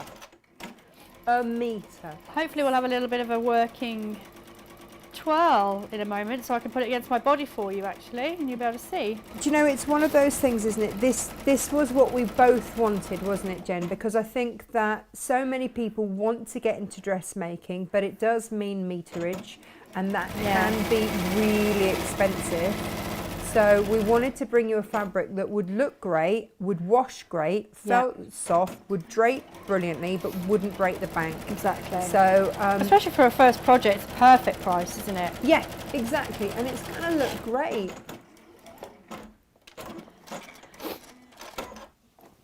So Julia, I might forgive Stephen. Then she said she left a Stanley Life in her pocket last week. Did it go through the washing machine? Ooh. I don't know.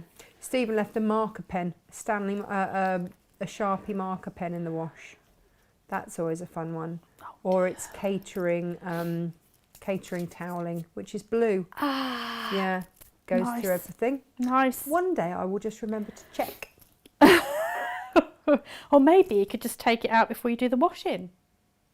Well, I mean, all these things would be nice, right? Brilliant. Okay, just taking that raw edge off. There we go. So we have a shirt almost. Da, da, da, da, da. So you would have two pockets on, but I'm just going for the one. So that's done. So now it's about the facings. So this is Hang where... on, are we trying this on to check? Do you want me to try it? Yes. Now bear in mind, it's not got... Just careful of the pins. There we go. It's not got the placket on yet, which is the front bit. But I have to say, look at that. Pocket. Pocket. So yeah, going back to the dart position. Perfect. Much better fit, isn't it, in that dart area? Yeah. Down the centre of the body there. It does come in with a little like sort of belt to cinch the waist in. I haven't got one, so I don't need it. But it does come with a belt, so that's quite cute as well. But again, sorry about my nose. But you see, I think that Shoulder seam there. Looks great, doesn't it? So that would be the centre. So this is going to have a placket on here, by the way. So you've still got, so these parts would join, whereas you would normally expect them to overlap. There's an extra pattern piece we've not put on yet. yeah. But there's the shoulder seams, looking quite nice on the Perfect. shoulder. I'm just enjoying the little pop of Pop of the baby, pop of the bum. Pop of the bum, pop of the bum. So again, with this system, we've talked about it. There's a lot in there, isn't there? So Yeah. what's great about obviously the fabrics that you've brought today, Tash, you've not only got your wovens, but you've got your stretches. We need to get the appropriate interfacings for this particular garment. So in my in this case, I've got a woven kit which has an array of different interfacings as well as tapes in there. now a lot of you have already bought this, so you are already ahead of the game. You are ahead For of those the of you game. that don't know what we are wafting around in front of you, this is Jen's box of many wonders. Box of many wonders. It's also, what is that actually called? So this one is called the Woven Project Interfacing Kit, like so. Woven Project Interfacing Kit. And it's got about 9 meters of stuff in there, So isn't yes, this one is 9.5 meters worth of kit in there And it's got all the things you're going to need. for your woven project. So this is perfect because it's a woven project because we're using the polycotton Yeah. or the linen Chambray, yeah. woven fabrics. I've also got the alternative version, which is your stretch project. This has slightly less in there, 8.5 meters worth of project. The only reason why this has more in is because I've put more, I think it's waistbander in. So you've got an extra 1 meter, just because of obviously varying reasons.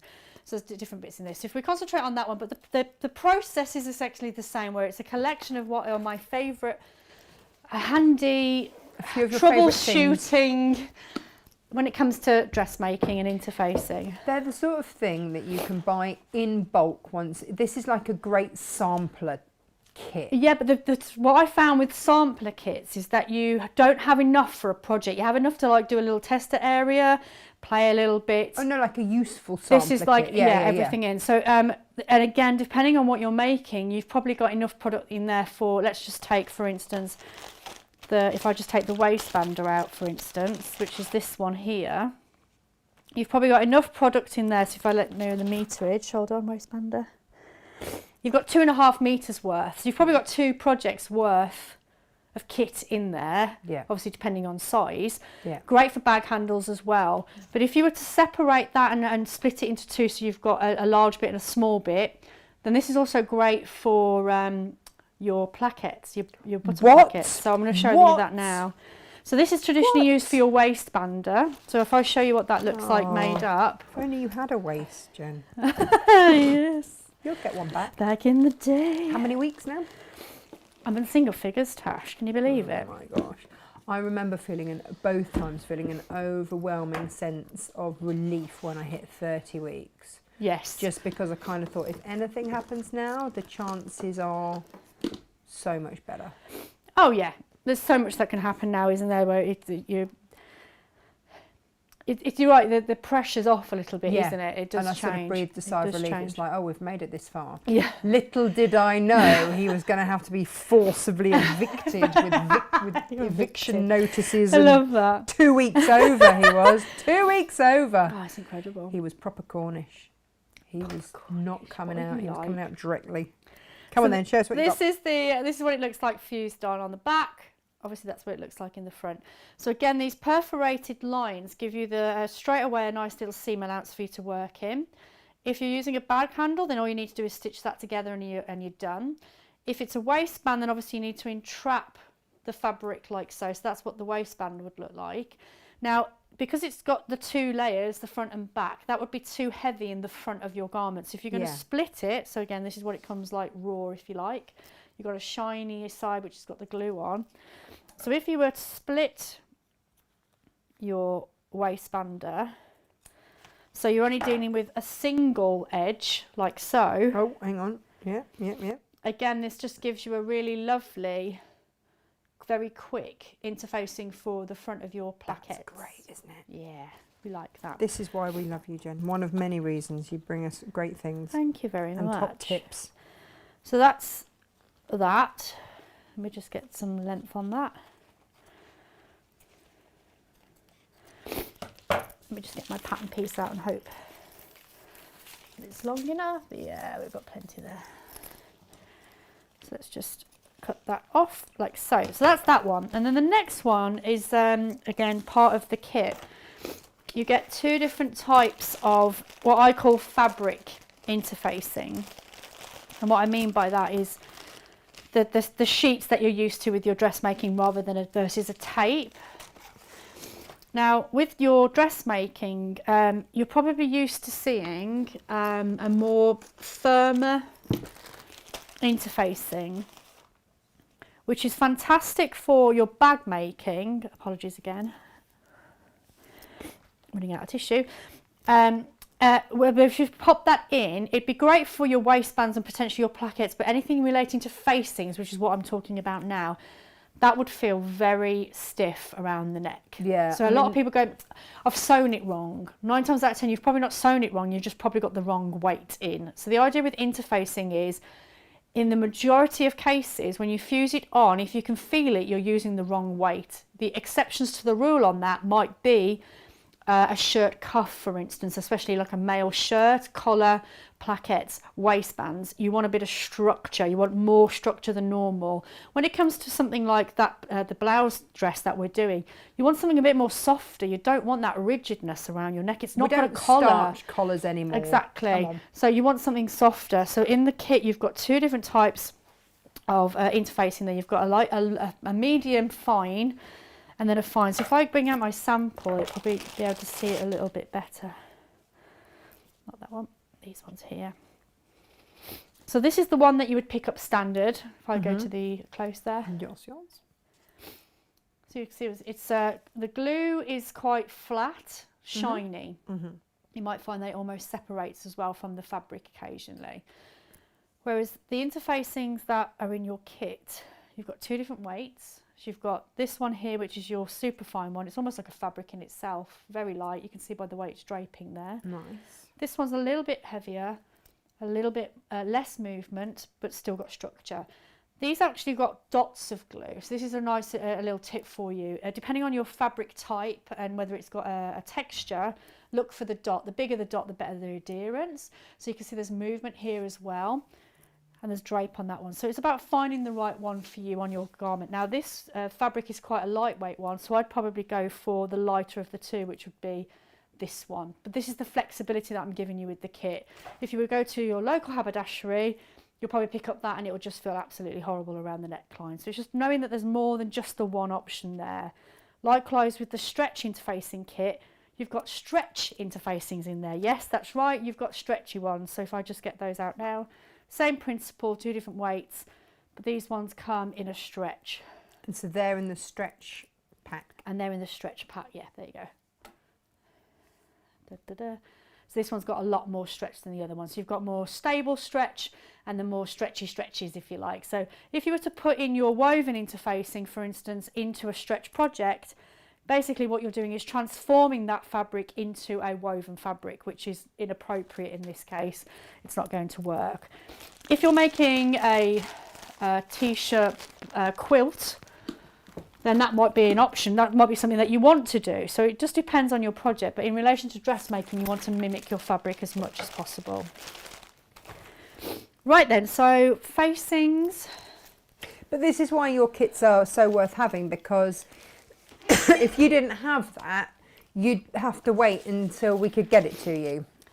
Thanks. It's more hygienic. I've got my little packet here. I just haven't got round to it. Oh, we thought you'd run out. Thank you. So we thought. Yeah, it was getting smaller and smaller, wasn't it? I'm so sorry. No, don't be silly. Goodness me, you have absolutely nothing to apologise for. So, you were saying, Natasha. Sorry, yes. No, I'm now distracted by my own loo roll. Very nice. It's by a company called Who Gives a Crap, and It's bamboo, and it's all sustainable and everything else. But I made a bit of a rookie error on putting all of my samples and everything for Hochanda, or the craft store as it's now called, into the box, because they come in nice big boxes every 3 months. And of course left it at the back of the studio, so they're just panning along all the lovely samples, and there's my box that says, "Who gives a crap?" Like, oh. Although sorry. I do feel like this little bit on here is quite appropriate for our dressmaking show, which is give yourself a pat on the bum. Oh, yeah, no, do it. Embrace your body. It's the softest, Just nicest do it. loo roll. So when everybody was going nuts for loo roll, I was like, it's all right. Mine arrives every 3 months in a box. I love it. Nothing to see here. Love it, love it, love it. Nothing to see here. So yeah, give yourself a pat on the bum, find out where your largest part of your bottom is and take that measurement. So I like to think it's totally educational, that loo roll. It's inspiring almost. I mean, who doesn't want to be inspired by loo roll? Exactly. I mean, I think it should have quotes or something on, so you've got something to entertain inspirational yourself quotes with. on a loo roll. Wouldn't that be great? Why can't I find my pieces? What have you lost now? My back-facing pieces. No, I haven't. They're right next to me. Sorry. You mean those ones that are right in front of you? Yeah. that one? That'll be the one. That will be the one. Yeah. Right then, let's do this. Let's get cracking. So we've got our facings. So we've got 2 of those. Like so. Pins. And we've got our back. No, I have still lost one. There's my back arm facings. No, I haven't. Ignore me. And there's the other one. So I'm just very aware of the time. So I'm going to omit fusing the interfacing on just for speed. But obviously to give structure into that neckline, it is best to interface your pattern pieces. But we're going to stitch these on together now. I'm just making sure I've got that the right way around. Yes, I have. Brilliant. So again, right sides together. Like so.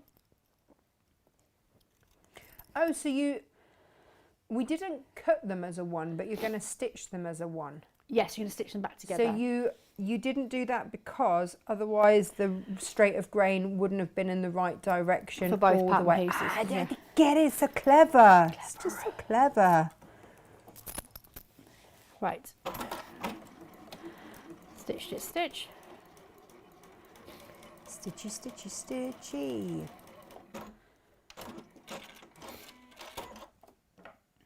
And then one more stitch.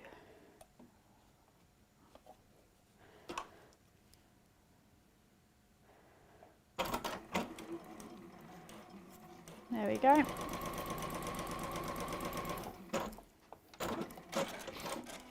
And there's the shoulder seam stitched on the front.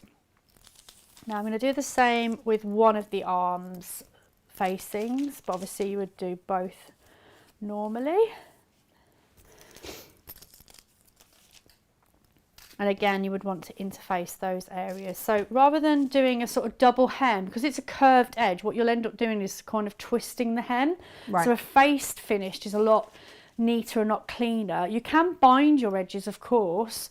So it is down to personal preference, but I think a facing sometimes does look a bit more professional, should I say. Just making sure we're in the right position. There we go. So there's the side seams. So obviously you can overlock these if you wanted to. Yeah, this is all overlock friendly, isn't it? Yeah.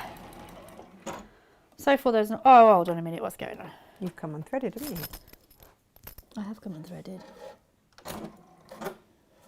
Would you like me to rethread it for you? From a speed point of view, it's probably quicker that you do it. Yeah, you know the machine a bit better than myself, and it also gives me a chance to Go and blow my nose. I'm going to give it a really good blow. Do it. Enjoy yourself. I'm really sorry. This is so embarrassing. Do you know what? I think anyone that has had the joys of Le Bump knows. I blame gravity. That's what I blame. I would. I blame gravity for lots of things. I mean, I know it's our friend, stops us flying off into space and all that, but, you know. You know, it does take a toll on the body, doesn't it? Let's face it. Yeah. Brilliant. Thank you very much, Natasha. That it's a pleasure. Right then, so all I'm doing here, guys, is just sewing the facing pieces together in preparation for the remainder of the construction. So again, you would want to interface these, but for speed, I'm admitting that. You don't have to interface if you're a beginner and you just want to get on sewing, but you will notice a difference when it starts to come to wearing and washing. You know, you take time to make these and it's going to last a lot longer if you just pop in a little bit of interfacing. So there we have our arm facing done, so that's in a round, whereas our neckline facing is separate. And the reason why it's separate is obviously because we've got our button placket to go on yet. So let's do a quick tidy up, move that out of the way. So from a facing point of view, the neckline, you want to go right sides together. You want to open up that seam. Oh, fingers and thumbs.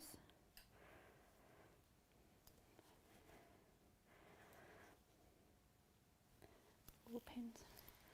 There we go. So I'm using the pin here just to line up my seams. So you probably do this as well in quilting. Just so they join nicely. And the same again with this side.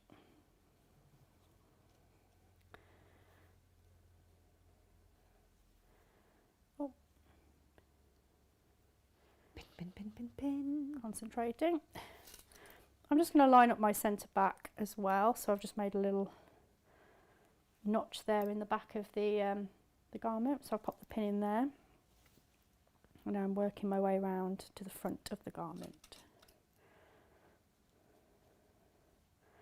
So with these curved edges, you do need to be careful, especially when you've interfaced one, and obviously you wouldn't interface both sides, because one will become a little bit more structured where the other one, because it's cut on that curve, you'll notice you're working with a bias, so it will want to move and shift. So sometimes you might find that it's, for some reason, you'll think, I must have cut this wrong because one piece is bigger than the other. Oh, yeah, but it's not actually It's not. bigger. It's just the fabric shifting and moving as you go. Okay. So a line of what would be like a tacking stitch in the neckline. Is that what they call a stay stitch? Yeah, like a stay stitch, Okay, absolutely. right, So yeah. popping in a stay stitch into those curved edges will help reduce that. But it basically you want them to match. So you can see that's all matching up. But when you've probably first looked at it, it was one side looks bigger than the other. So just be mindful of that. You've probably not done anything wrong. But our first conclusion is always, I've done something wrong. And you haven't. This is where it's good to have you holding our hands, for sure. Well, that's what I'm here for. I know, and you're very good at it. So I'm working my way around that curved edge. So again, I'm not pulling and distorting the fabric. I'm letting the machine just take it through, nice and steady. Just making sure my seams are open there, like so. Moving my pins out. I prefer to remove the pins rather than stitch over them. Oh, thanks.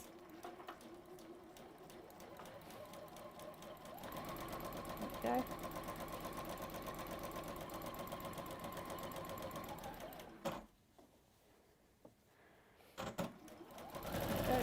Working my way around. I'm now onto the second shoulder. Nice, nice.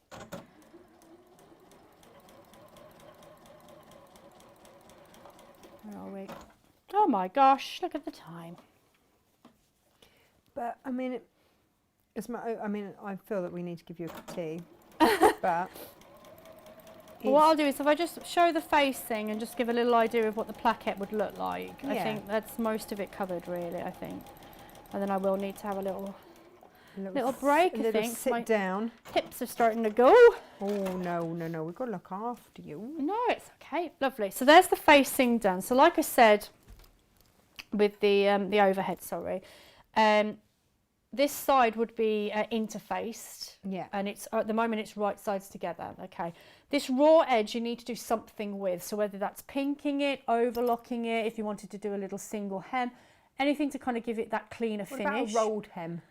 You could roll it. If you've got a roll 10 foot. foot would be better. I think if you were to manually, what will end up, it will start twisting Yeah. on you. So yeah, whichever you prefer really. But the main thing now is to clip. Now, Not with those. not with those scissors. Oh, it's nice when a pair of scissors cuts. So when you're clipping, what you're wanting to do is go right towards that stitch line, but not actually cut the stitch. If you cut the stitch, it's game over. And the reason why I'm doing that, because if I don't, when it comes to turning this back on itself, the seam won't open up and allow it to move. So if I clip this side but not the other, you'll see exactly what I mean. So if I bring that round, this is the side I've cut. You can either cut bits like this or you can cut V's. Depending on the shape of it, a V would be better, especially if you've got fabric overlapping like that when you've turned it. But if I do, at the moment, because the way the curve is, it actually opens out, so I don't need to cut a V. So that's the side that's clipped. So can you see how smooth that curve is there? Versus this side that I've not clipped. And you can see how it's not wanting to sit at all. There's bits that it's fighting me, it's wanting to roll round. It's all over the shop. There you go.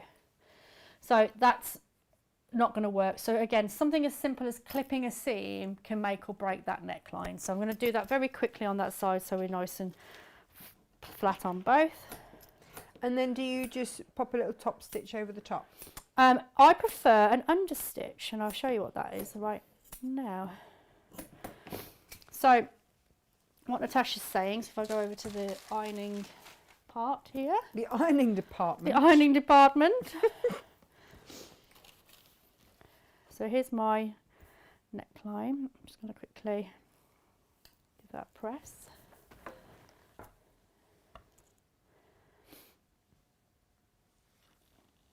Like so. Work for speed. I'm not going to do all of it, I think. If I just demonstrate the first part, that will be better.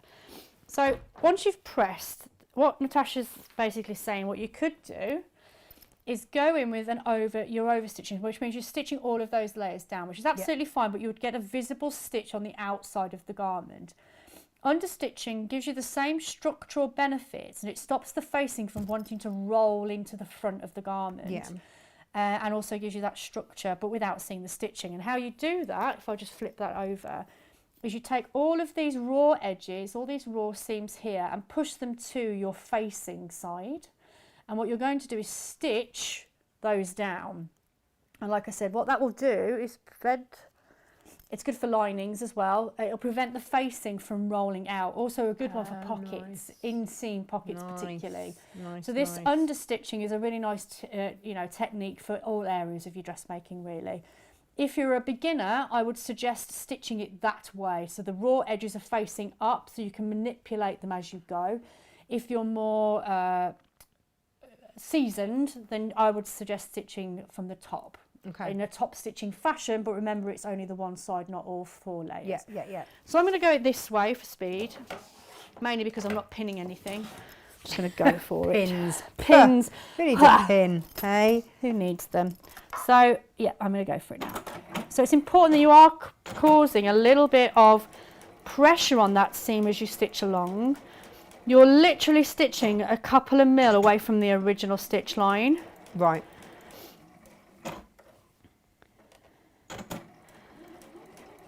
And it does make just a little, it just makes such a difference. So again, I'm just going to call it a day there just so we get the point across. So if we go to the overhead there, not overhead, sorry, close, apologies. Oh, is that? Oh no. I'll get there. I did say overhead, it's my fault. There we go. So that's what understitching looks like. Neat. Okay, and that's what it looks like on the front. So you get a really nice clean finish on the front, no stitching visible at all. It stops that facing from wanting to kind of come this way up, which we know sometimes we have garments that do that.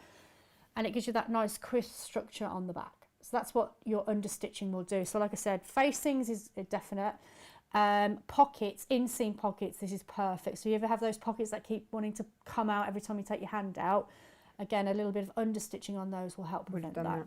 Perfect. Oh, Jen, thank you so much. You're welcome. What I'm going to do very quickly is just show you that placket, I think, and then you've got the elements you need to make this garment, I think. Only if you... Yeah, no, I'm happy to go. I would say if I wasn't, so... Okay. Not much longer, but I'm good to go for this section. So the great thing about the, like I said, the waistband, but in this case I'm using it as a sort of placket cheat. Yeah. Is this. So I've got a strip of fabric, so you can see that it's not really cut very well, but it is on this side is on the grain. So what I'm going to do is place the shiny side down onto the wrong side of the fabric. I'm just going to do a little length. I'm not going to do all of it, but obviously you however long your front is, that's what you'd need to do. Yeah.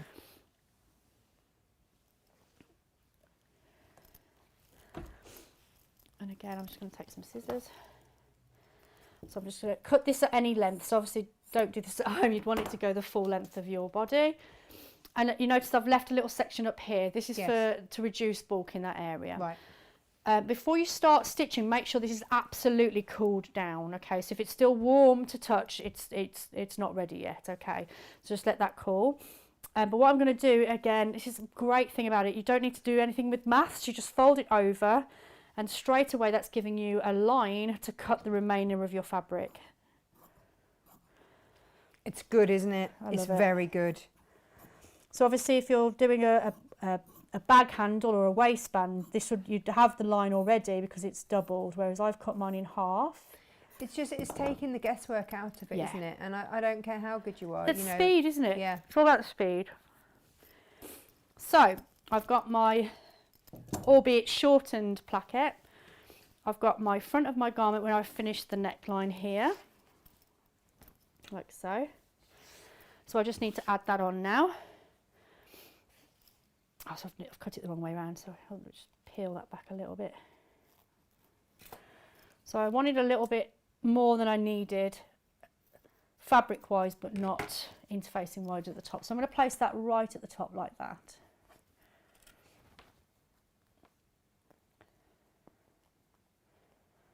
So, and I'm going to stitch that down using those perforated lines as my seam allowance. So you're stitching down in the middle of it? Yeah, in the right middle, down, where those perforates. Where those perforated slots are, yeah, right down the middle of that. So you're essentially stitching into fabric, not the interfacing at all.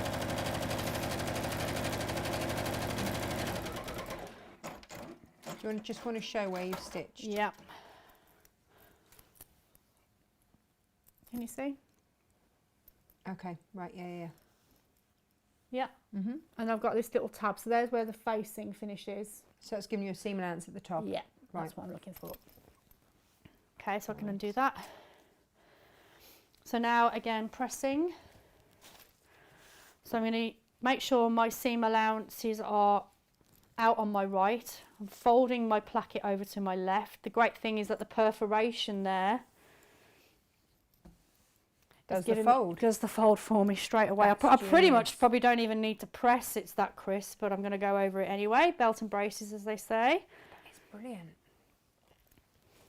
And then what I'm going to then do is come back on myself. If I come to the close up either. So I'm folding back as per the tape. Can you see that? Yeah. And you can see it's giving me my seam allowance on the other side. Amazing. Okay, so I'm going to go straight across that. So this is where you want that from a front shot. Tash, probably best. You don't want, when it comes to the front of your plaquette, what you don't want is a step, do you? You want a seamless line. Yeah. So by doing it like that open, I can see exactly where I need to stitch to get that continuous, because you're adding two fabrics together. So to get that continuous line from plaquette into neckline is quite difficult, whereas this is giving you all of the everything you need, the guidance there straight away. Perfect. Keep going to put that blooming foot down. Oh no, Geraldine says, thank you for doing this demo, Jenny. You deserve a nice rest when you Oh, get home. bless you, Put your darling. feet up. I'm definitely going to use my system now after this. Geraldine, we want to see what you make. Yes, Pauline please. says, that's brilliant. I need the pocket interfacing stuff. Do you sell it on its own? The placket interfacing stuff, do you sell it on its own? The individual items? Yeah. No, not at the moment, but hopefully when lockdown opens up and I can get hold of the stock, We've then I got will the start waist stuff doing- because we sell it for Oh, the bag waistbander, making. yes, go The for it. waistbander we've got on its own. We don't have all the other stuff on its own. If you No. want everything that Jen's got in the kit, the only way to get all of that is in Jen's kit. Ah. But we use the waist stuff for bag making. Yeah, perfect. Okay, so I've got that stitched down now. So I didn't go straight across, so I've still got that little bit of seam allowance to play with. So this is where I'm going back in with my iron, just doing a little press ahead of time. And again, you can use the tape. So if I just move that for this part for a second. That's not in the way, is it? No. So again, I've stitched up until that the paper interfacing, for the interfacing where the seam is here, and I'm even using this part of the fabric here as my guide for my seam allowance. Again, I'm not measuring anything. I'm using it all with the system. Everything, the interfacing, the edge of the system, edge of the interface. I'm using that as my guide, folding the remaining back for my seam allowance, and then all you need to do is then tuck. Let me just move that over. Coming back here. So all we need to do now is tuck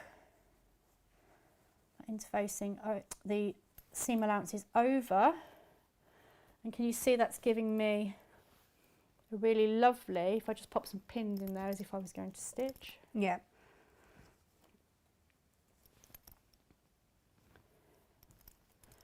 And just one final press.